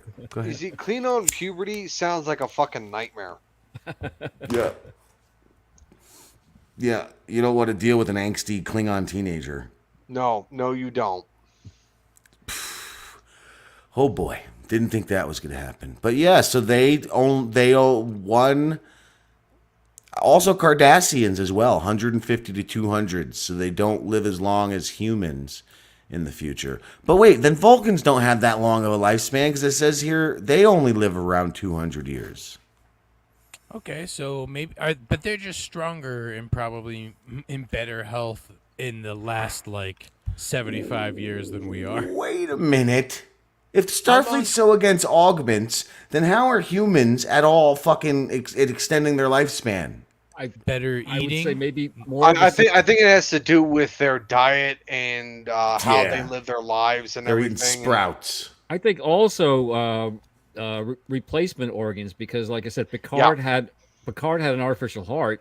So, like But I is said, that the not an sophistication of That's not being an augment, dude. Augments have to do with genetics. No, not, I know not that. cybernetics. Oh, No, I'm directing. No, I'm he's directing telling that. me. I was directing that at Jim. Oh, He's okay. giving me his snark. Yeah. Be my Apparently, It's not an augment, idiot. Also, I was thinking, isn't there the theory where if you travel the speed of light, time goes slower for you? Maybe if you're on ships that are going, beyond the speed of light, going warp this, warp that, perhaps that can extend your life a little That's bit. or you interesting. less decay. I don't know. Yeah. I guess. I mean, It's a good as theory as any. Because All remember right.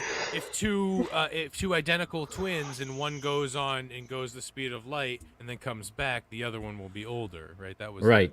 so they're not Exactly. twins anymore. I got so. this for you. Well, no, their DNA is still identical for the most part. Yeah. Yeah, but that's an interesting thing to think about, though. Damn it, this doesn't have humans in it, but I got everyone else. Terrans live 175. Ramans and Vulcans roughly double, so up to 300, which means okay. Spock and his father both died young. Average Ferengi lifespan is 125 years. A Cardassian is between 80 and 100, and a Klingon is at least 150. Sarek had what? Had a disease? Didn't he die from an illness? A degenerative. So disease yeah, that like was some making him mental go thing. Crazy. Well, we do know humans. Bones was like 175, and he was Right. doing fine. Scotty, wasn't he fucking super old too? Actually, Well, no. He was in a deep freeze, though. Oh yeah. And He was that's stuck how they in dig him in a up. buffer. Yep. Like a Bengas. Stuck in a buffer. Well, yeah, there's your Just like- lifespans.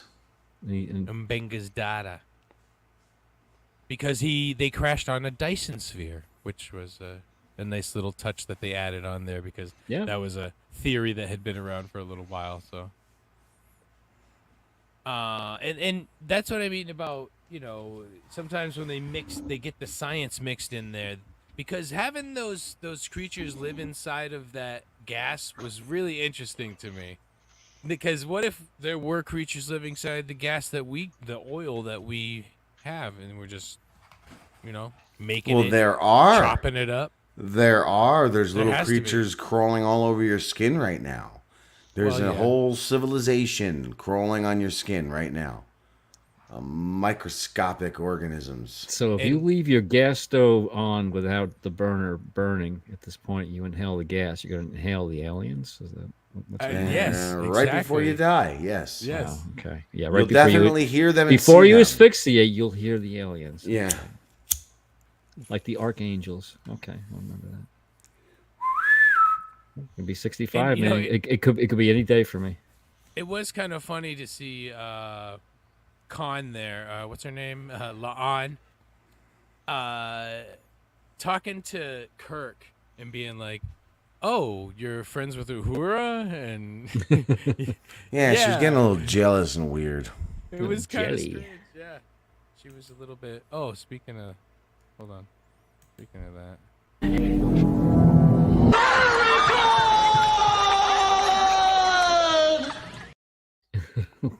Wow. What was that? Frightened me. oh, I won't that sleep was the well wrong one. tonight. Sorry. Zen's producer, the senator from Arizona, was an astronaut and has a twin. They've discussed how they've aged differently. Oh, I wouldn't Well, doubt it. also gravity too. interesting. Oh, Yes. I've heard this. Yeah, If he's exactly. in Lack of lower gravity. he might have aged less. Right. 'Cause the But your closer muscles you will are also to the- atrophy. That's why they gotta constantly exercise, because Yeah. you lose muscle mass and you would get lethargic and you wouldn't be able to. You get all. There has to be. Blobbish. Can't they put, those electrodes that you can buy, and it makes your muscles like twitch. Wouldn't they have something? Oh, like magnets, that? or are you talking? Magnets, how do they work? There's like a contact point where it actually shocks you just a little tiny bit, and you put it on a certain muscle. Like they used to sell them for your abs. You could like put batteries in it or plug it into the wall, and it would just go. All the So if you made like a suit like that, It's like Bruce Lee had that in the Dragon movie.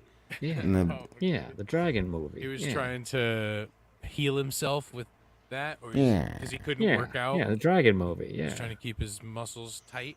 So just make a suit of that, so when you fall asleep, it's like, and all Like of this, your like that? muscles stay tight and don't atrophy.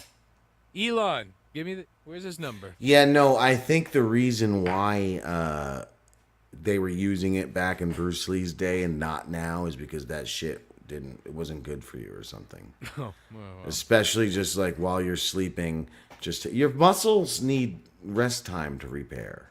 That's true. That's true. So No, just take steroids. Then they don't. See, there you go. fixed. Drugs HGH fixed. and stuff. Thank God for drugs. So, yeah, Mbenga really, because of him being this, like, almost not a serial killer, just a war hero. Rambo, Dr. Rambo. Dr. Rambo. Yeah, he really sets He's a badass. Klingons on a certain trajectory, like you said. Who knows? Worf might have not have been the first Klingon in the Federation if this guy didn't die. It might have been a whole different story where they were much closer, and because they're at an intention for a really long time after this too. They don't really get nice with the Klingons until Worf comes around, really, and helps. And you the know. world falls in love with Worf. Yeah. Mm-hmm. Well, he helps the Duras family get control, I believe, but then has to go against them. And anyway, I don't know how far you are in Next Generation now, Jim. You said you were in like second episode. I was watching the Sex Planet episode today, and I'm like, first off, that's the one where they're running around in these outfits. I wanted to. Anyone know the name of that episode? Is this the one that has Wesley Yes. playing ball? Yeah. Okay. Sex Planet What season? 1. It's like episode 1-5. Yes, it's the episode's called garden. Justice. Godspeed with season 1. You got to be very patient. It's God. 'Cause I'm a fan. That's all cool. I'm going to say. It takes a while to develop. The first season is rough to get through. There's some good episodes, but it's a rough season. It's like Twilight Zone a little bit. The first season, it's very weird sci-fi. It's not your typical Yeah, I would agree with that. Yeah, Star exactly. Trek. Like, Yeah, exactly. look at this fucking outfit. Yeah. You I could know. like. Yes. The guy's I got mean- a camel toe. Exactly. So there's this planet, and where all they do is run, and they're all fit, and they all dress like this, and they're just having sex. And for some fucking reason, they decide to all go down on the planet and bring Wesley with them. Wesley. Like there they are, lined up, right? And everyone notices that it's kind of weird that Wesley's there. Nobody realizes it. He's a child why? genius. Yeah. You know, And then at some point later in the episode, they mention like, oh, these laws are bad. We better gather up everybody and talk about it. And then Worf goes, even Wesley, the boy who is outside? Like, oh, to me, it sounded like he was saying, like, you know, the child you brought to the sex planet who's here on the sex planet. I'm announcing him. Yeah. What a weird episode. What a weird fucking episode. But there's I don't even know if I was supposed to be looking at this one's tits. I don't even know. And they're like all types of falling out. Right. But there was a plethora of these weird episodes in the first season. Just And they're glorious. Strange. Boy, I'll tell you, I give you credit. Strange. They're fun. They're weird. Yeah, but that's what I love about original Oh yeah, that guy series. was trying to kiss up on Deanna. That's right. She was liking it. And then Tasha Yar clearly had been there and had fucked like half of these people. They all wanted Worf's dick. And then there's the comment Worf makes where like Riker's like, don't you like want love? And he's like, I need a Klingon woman for love. And he goes, yeah, but what about just some good old fashioned sex? And then he's like, the Earth women are far too fragile for my needs. And then Riker's like, is that a brag? What do you mean, brag? What do you mean, brag? It's hilarious. So yeah, basically he's gonna break all these Earth women in half Well, with like his you big fat said, Worf dick. they have double organs, so that's the theory that they have double. Two cocks. I'm googling it. Do Klingons have two cocks? So- That I will But have is- in my algorithm. Do I still don't that think a Riker. horse? I was gonna say, I still don't think Riker got cool until the goatee. Or like Yes. a backup cock that. Klingons do have two cocks. Wow. In the You go, 1992 episode of Next I don't know why I know Generation that. Ethics, Might have met a few. Worf had to undergo a serious surgery, and it was confirmed that they have backup organs for everything. Double Klingon was so. Discovery actually made the double penis. Wait a minute, how come they don't have four nipples then? The lady ones. Because we saw the nipples on Discovery. Maybe they're underneath the boobs. Maybe there isn't an extra like lump. Oh yeah, that's right. We see a Klingon peeing on Kronos, and you see two streams of pee coming out from him. Really? Yeah, in Discovery. Oh, I'm glad I missed that one. Nuts. That's four nuts. That's What a time to be alive. Okay, why are people asking these questions? Yeah, exactly. I don't know, because to me- but when you find out that they have double organs for everything, that Because was they're the nerds. whole joke. That was like, Okay, so well, when you find out that they have 2 hearts, 4 lungs, 4 kidneys, 2 bladders, whatever. Well, keep going down the line. You keep Two finding out about small that. intestines, So you two- find out that they have 2 scrotums and 4 testicles. I'm like, why do you need to know these things? Like seriously, why do you Because have to what ask? else are I mean, other than the girls that with the skin tight clothes, what else are nerds gonna talk about? Charles, Oh it's my for the fucking story. It's for the story. Okay, in the words of Ken Jeong, ha, gay. Okay, well, yeah, because they could talk about stuff like this, Yeah. but you know, then nipple. what else are they Yeah. gonna Yep, talk about? yep. Said that Oh, she yeah, almost so passed out a number I'll of show you times. this now. This is what I had found. Okay, these are all I the don't episodes. give 2 shakes of a rat's ass about subspace Rhapsody. However, Hegemony, I am very excited for that episode because that's going to deal with the Gorn.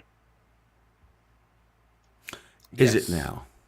Oh yeah, because the Hegemony is a definite reference to the Gorn because that is their type of government. Yeah, it's the What Gorn. if- I'm probably mispronouncing how you say that actual word, but it's their type of government is called the Gorn Hegemony.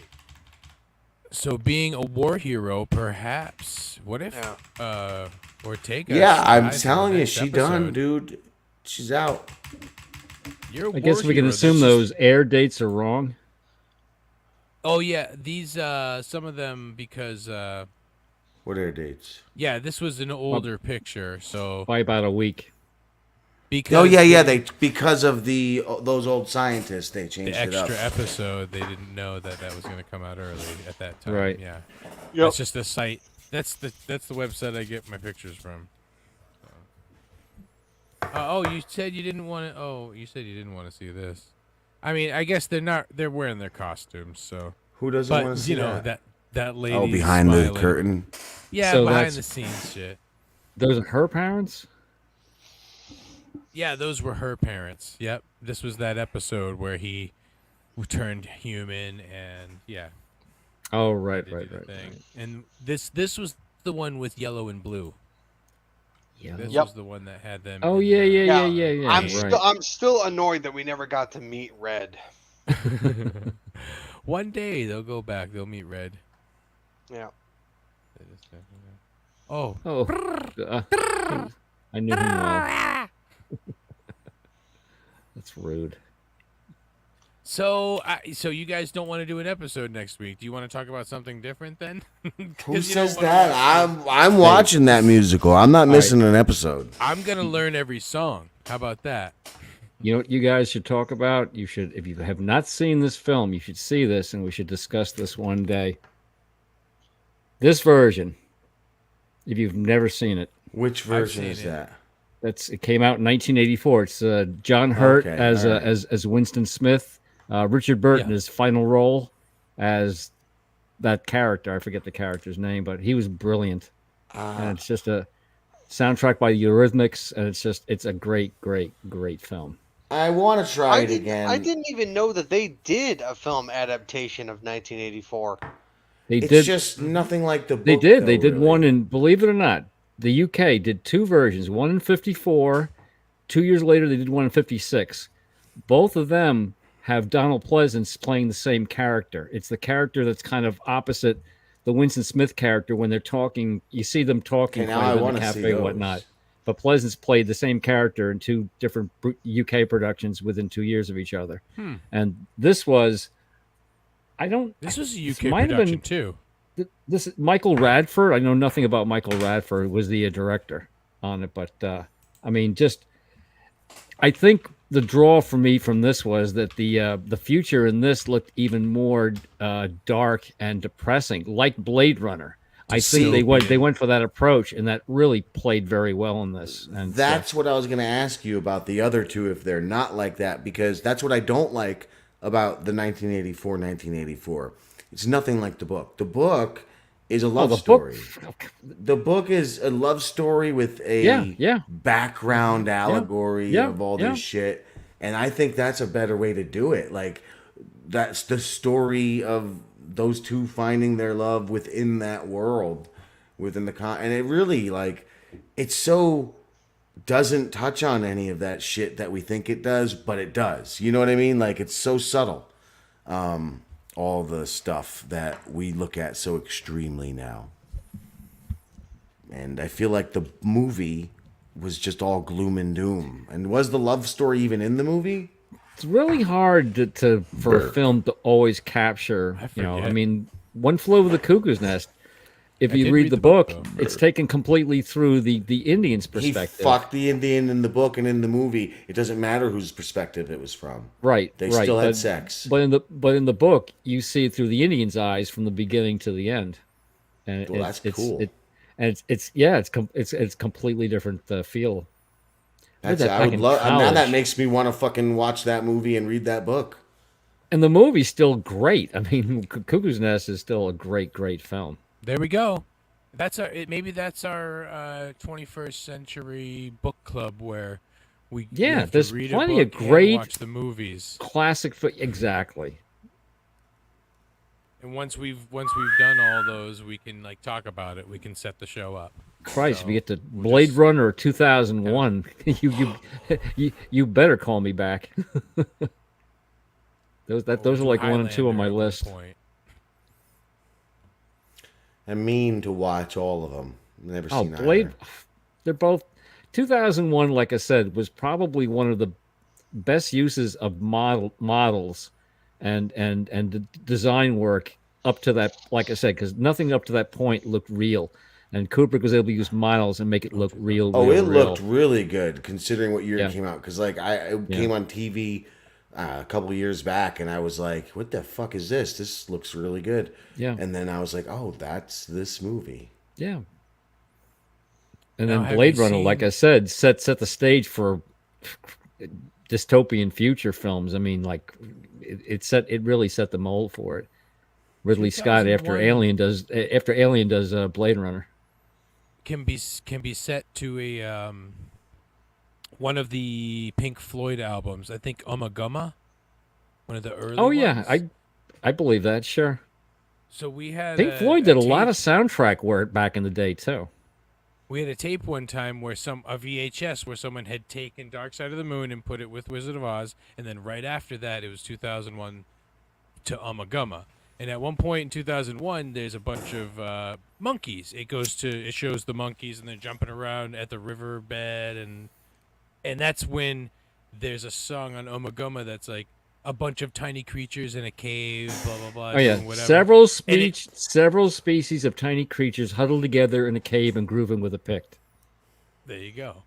And that lines up I'm together. old. So one time we were on some psychedelics and watched this entire thing, and we're just like amazed it's at the whole a thing. bizarre piece of music, but yeah, it's Someone strangely made this fits in. VHS. Oh my god, this is amazing.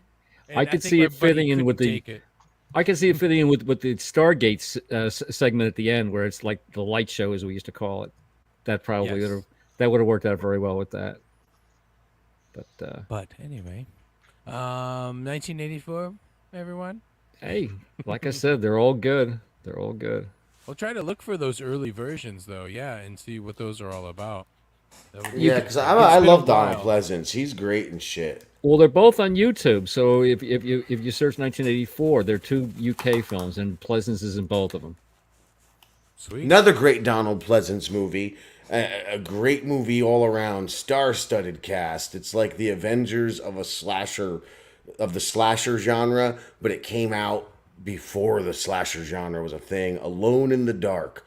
Donald Pleasance, I've heard of it. I know nothing Martin about it. Landau, Jack Palance, Oh, and wow. some other fucking dude. I forget. cast. Well, two other dudes. That's nice. But these four killers, it's Pleasance is a wackadoo who runs an asylum, and the power goes out, and the four maniacs get out. It's like these. It's basically they imply that these guys are like Jason and Freddy types. Like this is like the Arkham Asylum of Right. movie villains that didn't even exist yet. Right, You know what I right. mean? And then they get out, and it's fucking awesome. It's so good.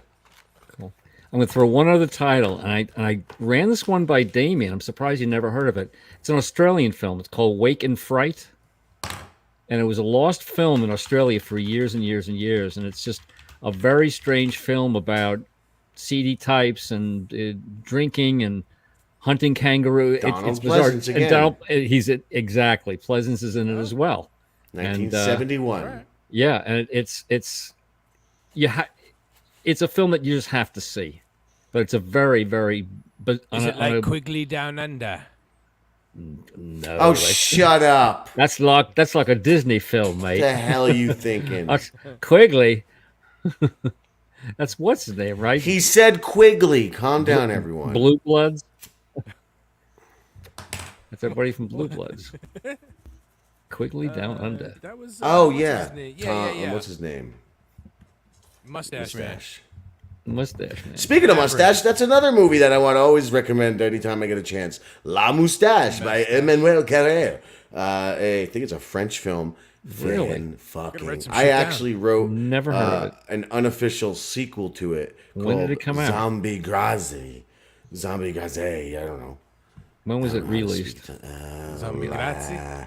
Mental time frame on this. Thank you, zombie. 2005. Oh, okay. So it's a It's- more recent film. It is a fantastic, and I don't know if this is, I don't know, they hit on a nerve of where humans were going. And it's a simple story of a man who shaves his mustache, comes out and says to his wife or girlfriend, "How do I look with no mustache?" "What are you talking about? You never had a mustache." And then he has to go and prove that he had a mustache, and like he just starts to lose his mind based on it. But it's really how our discourse became as people. Like everything is just like, you could clearly have had a fucking mustache, and then people are just gonna be like, "You never had a mustache," and it's like, "Yes, I did. Yes, I did. Look, here's fucking pictures of it." No, that's a photoshopped mustache. You know. There's no winning with truth. You know, your truth especially doesn't matter. Your personal experience doesn't matter. So what everyone else is telling you is what's true. Although, Quigley Down Under had Alan Rickman in it. So that Oh, shut up! that's The a great good Alan reason to Rickman. watch the movie.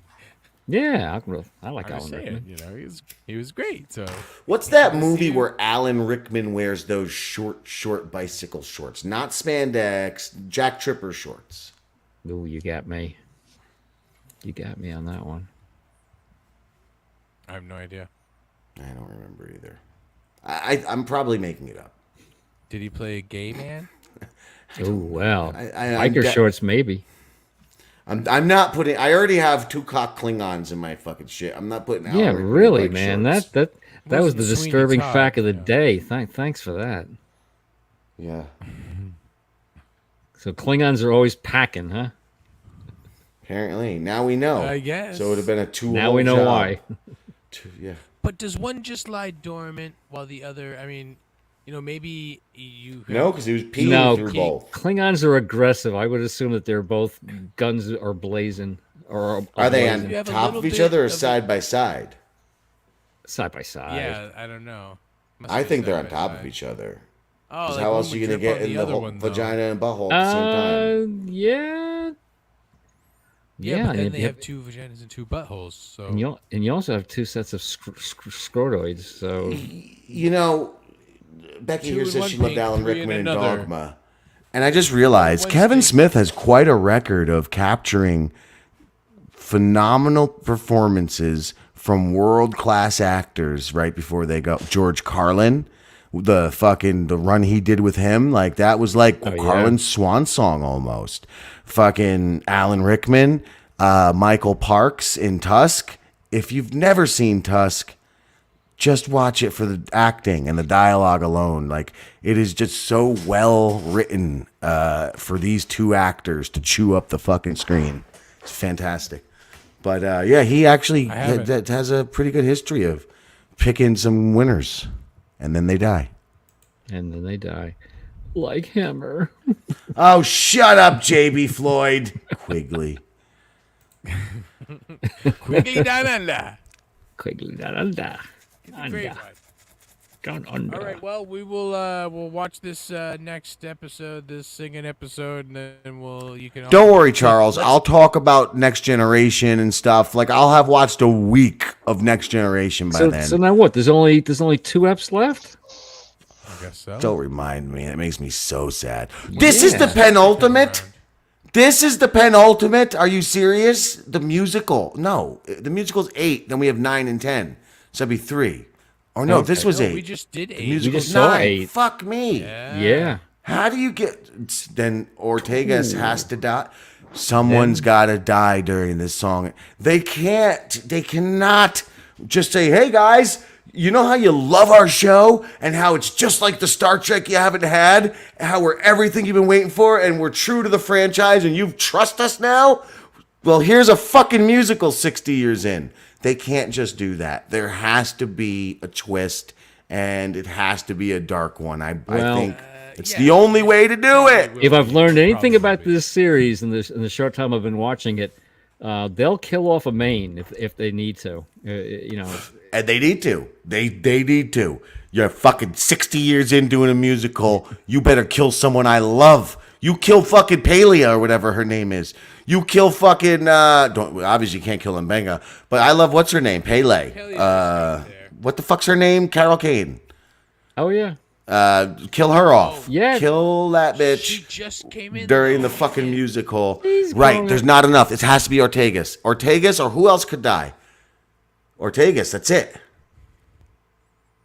Could be Not well. gonna be there in the future. Sing. Yeah.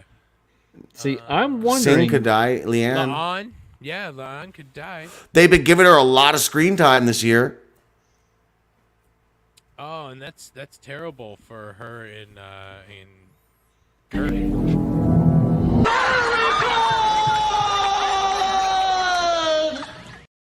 You motherfucker. You were saying, Kish? I just train of thought just derailed.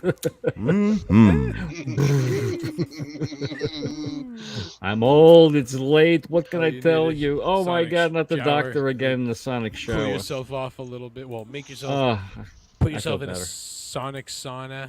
oh. Charles looks so at peace there. I forgot about that one. Yes.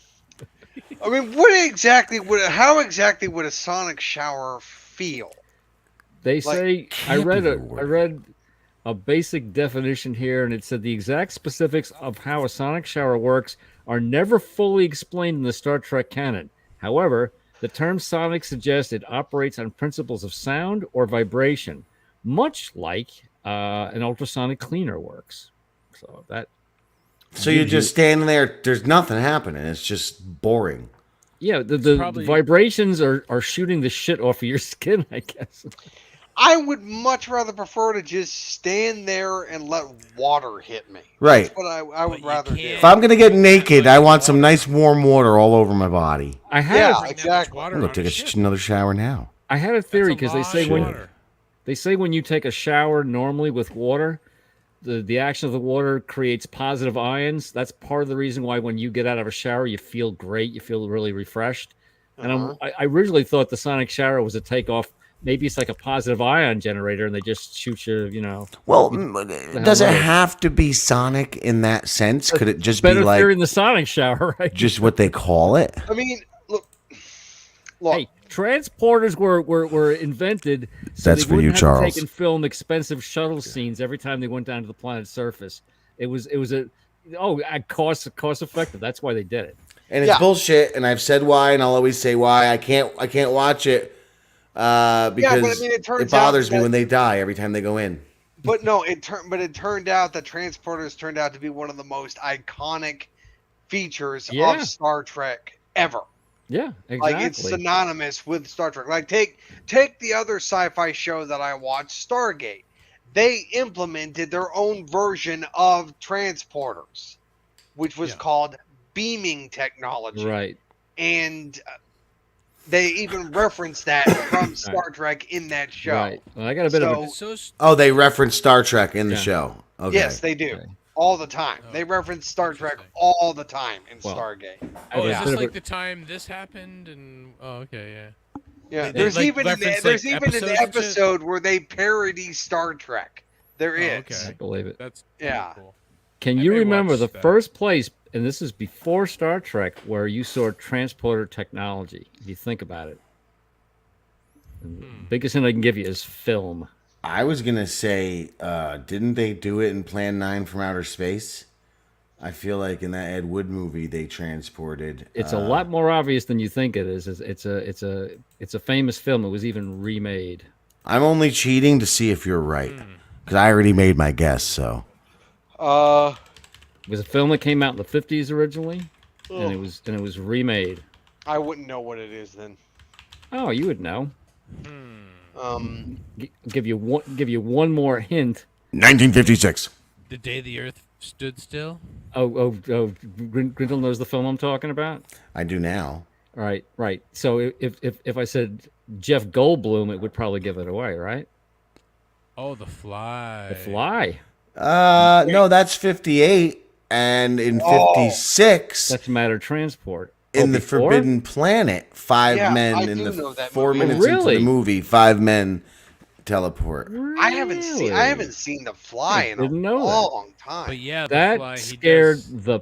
I mean, put it this way: I saw it when I was young, which was in the '60s. The film had probably only been out like 10 years at that point. It scared the fuck out of me, man. Help me! Help me! Didn't sleep well for a while after that. You know. So funny. Well, I mean, so I'm a kid in the '80s, and you see his, he's combined with the fly, and he's like, his face is all like. That's and why I was never really like, got. Oh, that's scary. I never got into horror. Never like my friends. My brother was heavily into horror. I never got. Would watch a few. So The Exorcist when I was in college. I remember that. That scared. That was. Even like I said, it dates pretty well because it's still kind of a fucked up film today. It's great. That is a In messed up. 1877, Edward Page Mitchell's The Man Without a Body. A scientist invented a machine that breaks down the atoms of a cat and sends them by wire to a receiver where the animal is reassembled alive and well. Through the use of wires. Yeah. Another similar machine in 1927 by Arthur Conan Doyle in a story called The Disintegration Machine. Oh, okay. So Disintegration machine. there, Star Trek. You weren't so original, Well, yeah, weren't you? but there's this breaking it down and actually, instead of them disappearing and then being built somewhere else, they're actually taking each little cell or each little piece and like transferring it over there and reassembling scary. it. That's You know, scary. I mean, I guess. So you're still the same particles. You're Yeah. not reformed particles and ions and stuff. So you're still alive. You're just. What if they don't? You got to put everything back the right way, though. That's just insane. I love the Put fact your that peck on your nose. Charles knows what happened. That happened to Charles once. What? When you went into the transmorphulator when we did the morning alarm in space or whatever show we did in space like fucking 6 years ago, the transmorphulator exploded and you ended up with your peca on your nose. Something happened. anus nose. Oh, Yeah. poor Charles. I know we weren't supposed to ever talk about that again. Yeah, you said you would never. Well, talk you about talked it again. about it again. Sure did. Can't trust that Grindle ever. Sure Well, did. assume the position, dude. Oh, you're gonna take a sniff, aren't you? Like a dog. This microphone smells like Levy. Cigarettes and Yeah, weed. Yeah, Bob Levy's microphone. Cigarettes and weed. It's almost like Bob's here. I love it. I saw this picture the other day. Oh no, Cyrano? This guy really was alive back in the day. I forget what it. Oh, so that's a real representation of the way he looked. Thomas that's- Wadhouse. Pretty much how Charles looked was- after the transmorphulator incident. Wadhouse. Really? How the Okay. names. Okay, what's his name? I'm gonna look this up. Wadhouse. Thomas Wadhouse. They think it was a growth. It got bigger over time. This is not a real man. And how did you have this picture on hand? What's happening here? We just started talking about dick noses. That's some quick work, Luke. I looked swear to it up God, real I thought quick. that was Cyrano de Bergerac for a second. Holy But kid, like I it's all said, they thought planned. it was a growth, and then he was actually, I believe, the inspiration for Pinocchio. Is maybe the Really? maybe Pinocchio. Pinocchio. the theory might have been, oh, he's lied so much that his nose keeps growing. So So when did this guy live? 1800, And when was Pinocchio? 18th century Yorkshire is when he was alive. He died in 1780. I don't buy it. What proof do they have his nose was this big? Because we have not seen. I mean, I've seen some weird looking motherfuckers, but nobody would have knows. I've seen like a nose hanging down to a chin, like the Kilroy. I've seen real life Kilroy before. was here? Really? Yeah. It was a woman in the mall parking lot. But I've never seen a nose like this in my life. I actually have seen one semi-close. Oddly enough, on acid is when you see the weirdest people. Oh yeah. I don't, and it's not the acid. They really are that weird. Like, you're running into the street. They just come out when you fucking ingest that shit. It's weird. Yeah. Simulation or something. I'm not sure. It's like you activate another. You literally activate another level of the simulation, and they put out a different batch of NPCs. Yeah. People used to ask me, "What's the difference between mushrooms and acid?" And I go, "Well, acid is mushrooms times 10. I mean, you trip on mushrooms, but not to the same degree that you trip on acid. It's a lot more intense." I know Luke was going somewhere, and Charles probably doesn't care, but I have to ask you, in your opinion, what do you think? What do you think is less evil? Is less evil, acid or mushrooms? I have an opinion in specific. I would say less evil would be mushrooms because they're natural. It's like weed. The body, I think, produces cannabinoids, and that's one reason why weed has the effect on us the way that it does. Is that why it keeps me so young and sexy looking? Oh, you bet. You bet. I mean, I got some sexy skin, I gotta say. My thoughts have always been that natural is always going to be better than man-made or synthetic. Tommy Chong actually looks pretty sexy for his old age, like pretty smooth. He swore up and down that weed and CBD oil cured his cancer. He had supposedly had cancer. Here's my theory: is that the mushrooms are evil because they're a part of the cosmos in a way, and the cosmos are unjust and cold. And we are the carrying eyes and ears and thoughts of this cold and unjust universe. And we have our version of that cosmic thing, I feel, is superior in that it allows us, like Nimrod, to accept the power of man as opposed to giving in to this great oneness of the universe. It's almost like mushrooms want you to give in and be dirt, become mushrooms like them, join the mycelial network, whereas acid wants you to grow, like, and be more, almost like you're fucking becoming a new mushroom in a way. Well, how would you factor in things like then peyote and mescaline? They're both caffeine, natural. clearly, Becky. Well, if it wasn't for mescaline, like I said, they're kind of that same as mushrooms, kind of in the same realm but different. I wouldn't exist if it weren't for mescaline, according to my mother. My father he was high on mescaline and gave her cocaine, but it was secretly heroin. And then when she was knocked out, he put it in her. Wow. That's where I come from. Wow. That's my fucking origin story. Drug-induced copulation. Mescaline fueled date rape. Yeah. It tracks. I kind of tried them all, and they were all interesting. Mescaline, peyote, all in college. Yeah, it was. But I'll tell you, the best of the best. I only got to do it once, and I can see why the Chinese went to war over it. Opium. I stole all my father's opium, which is why I believe my mother's story. Oh, God. He had this big old red rock. And really? Huge red rock sitting in a fucking safe at the bottom of the basement stairs. He was like going back and forth to Florida at the time. And I was an adult at this point, maybe 20 something, early 20s. And I just remember that month that he was gone, like every now and again in and out. He kept coming to the safe. He was like, "You fucking stealing my opium?" I was like, "No, you stealing my opium?" By the time he came back, this big fucking softball was literally like that. Wow. And the last time he came back, he just was like, "Here, just fucking take the whole thing." I spent that whole month watching Star Trek, actually, because I remember it was playing all the time in my grandparents' house. They had just died. We had taken it over, the family. And how old were you? We had no like real. Just 21, maybe 22. 21. Some early 20s, and there was no like real cable there, or just bullshit cable. Right. So yeah, I remember in that couch, just tons of Star Trek, just smoking fucking Red Rock opium. So you and your dad were having an opium war of your own. No, I was stealing it all. He was getting nothing. People said, "What's I think opium he did like?" it twice. Yeah. I was asked, "What's opium like?" I said, "It's like the best goddamn hash you could ever smoke, and you just get this body rush from it that you wouldn't get from hash."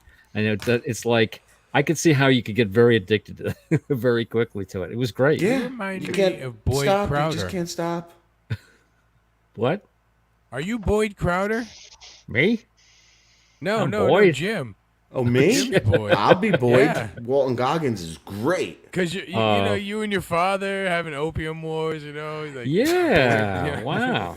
Well, it wasn't like that. I'm just saying. I was just stealing the man's Father drugs. and son drug addict criminals. I love because it, I man. feel- That's a book. That's a book if you think about it.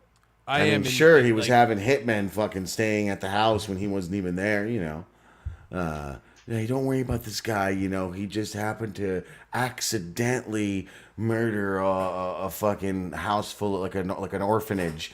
He was trying to blow up an insurance company. He didn't mean And he to hit kill the orphanage by accident. Hey, that happens. He's a good guy. Fire in He's the just a little hole! fucked up. Yeah, really, So he's a good guy. Just don't worry about it. When he has a few drinks around midnight, he's gonna get a little weird. Just bear with him. He's a good guy. Yeah, he's a good guy. I Be swear. patient with him. He's cool.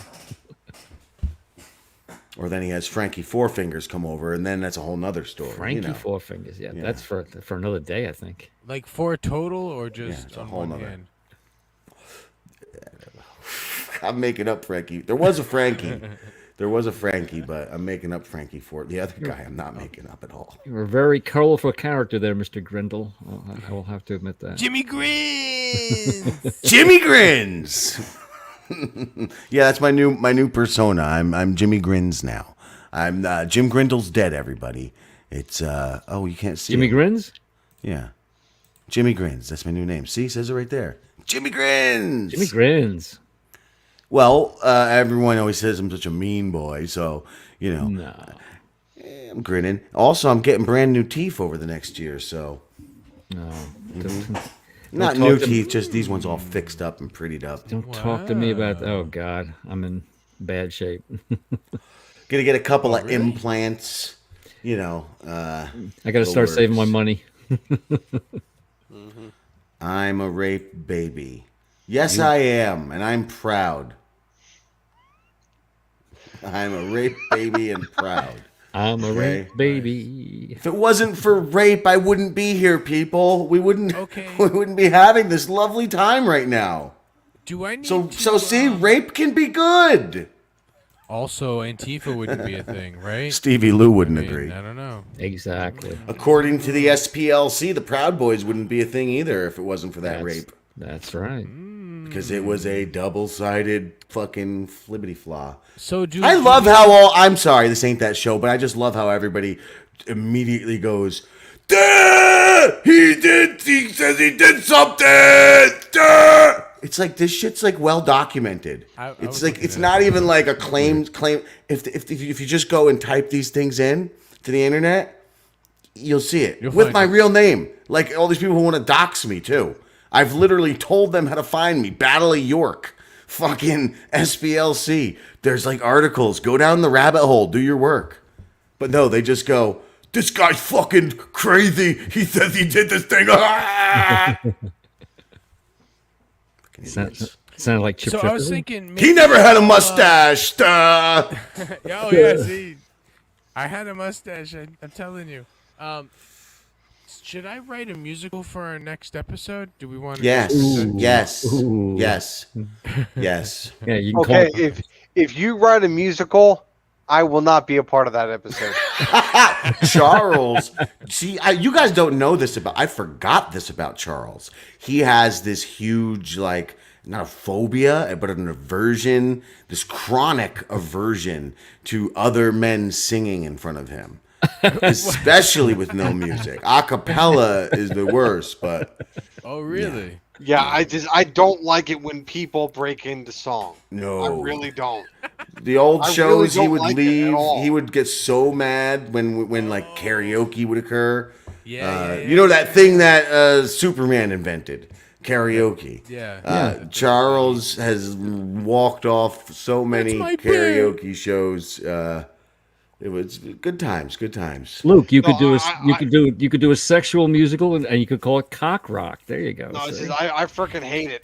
I don't like it, and that actually had a part of it is because when I was younger, my younger brother, who still does this to this day, had aspirations of becoming a musician. Now, Really? of course, my brother A is rapper.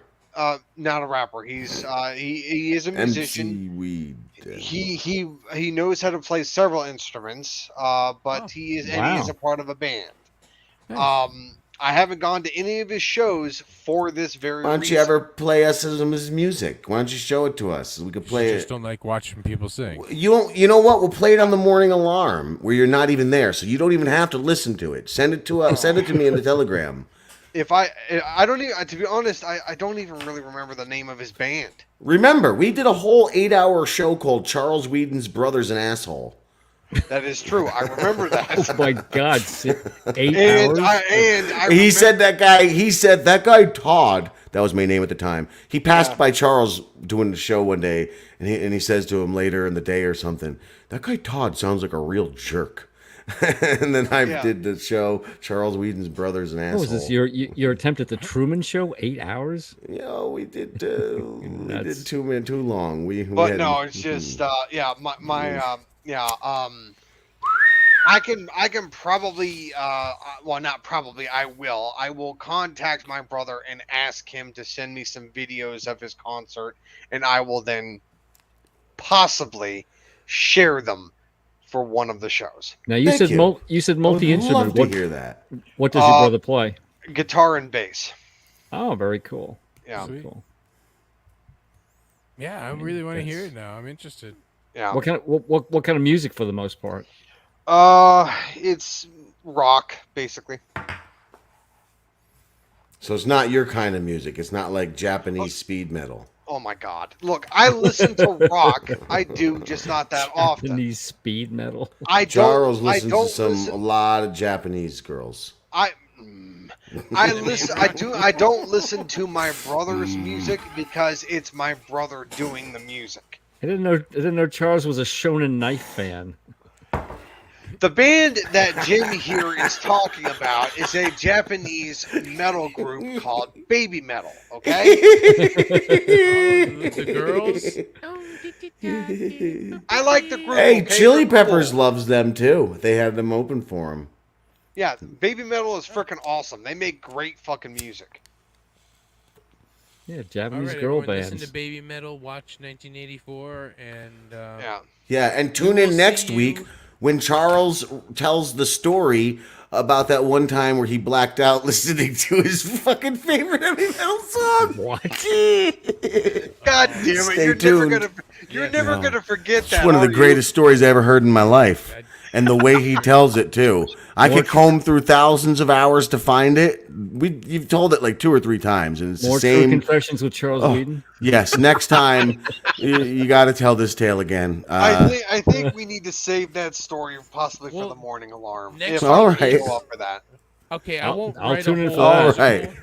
I'll definitely But tune in next for that. next week is the music episode because there is a Ooh, musical. God. All right, Okay, so well then Why? I will share that story for the musical episode of Star Trek. Yes. So yeah, Yes. there we go. There we Okay. go. Music know, stories. you could- Tell the good feelings music has given you as opposed to the horrible feelings that Star Trek episode's music will give you. Oh yeah, and look, I will watch the Star Trek episode because it is Star Trek, and you got to show Star Yeah. Trek proper respect, regardless of how much you don't want to watch the episode. I mean, 60 years, they deserve Hey, a little leeway. Charles, Yes, if I yes. could get through the Lower Deck episode, you could get through the musical episode. I have Yes, that is faith in you. correct. That I is have faith correct. in you. Yeah. I'll watch it, and if it gets too cringy, I'll just fast forward. There you go. See, there you go. See, everything works. The Yeah. universe equals out in the long run. Well, all right, everybody. So we will see you later, and Gentlemen, a pleasure. live long and scissor. Of the everyone. vaginas. Scissor. I yourselves. can't do the hand thing. I Scissor can't. your loved ones. Scissor. Just scissor everywhere. Look, Kish does terrible.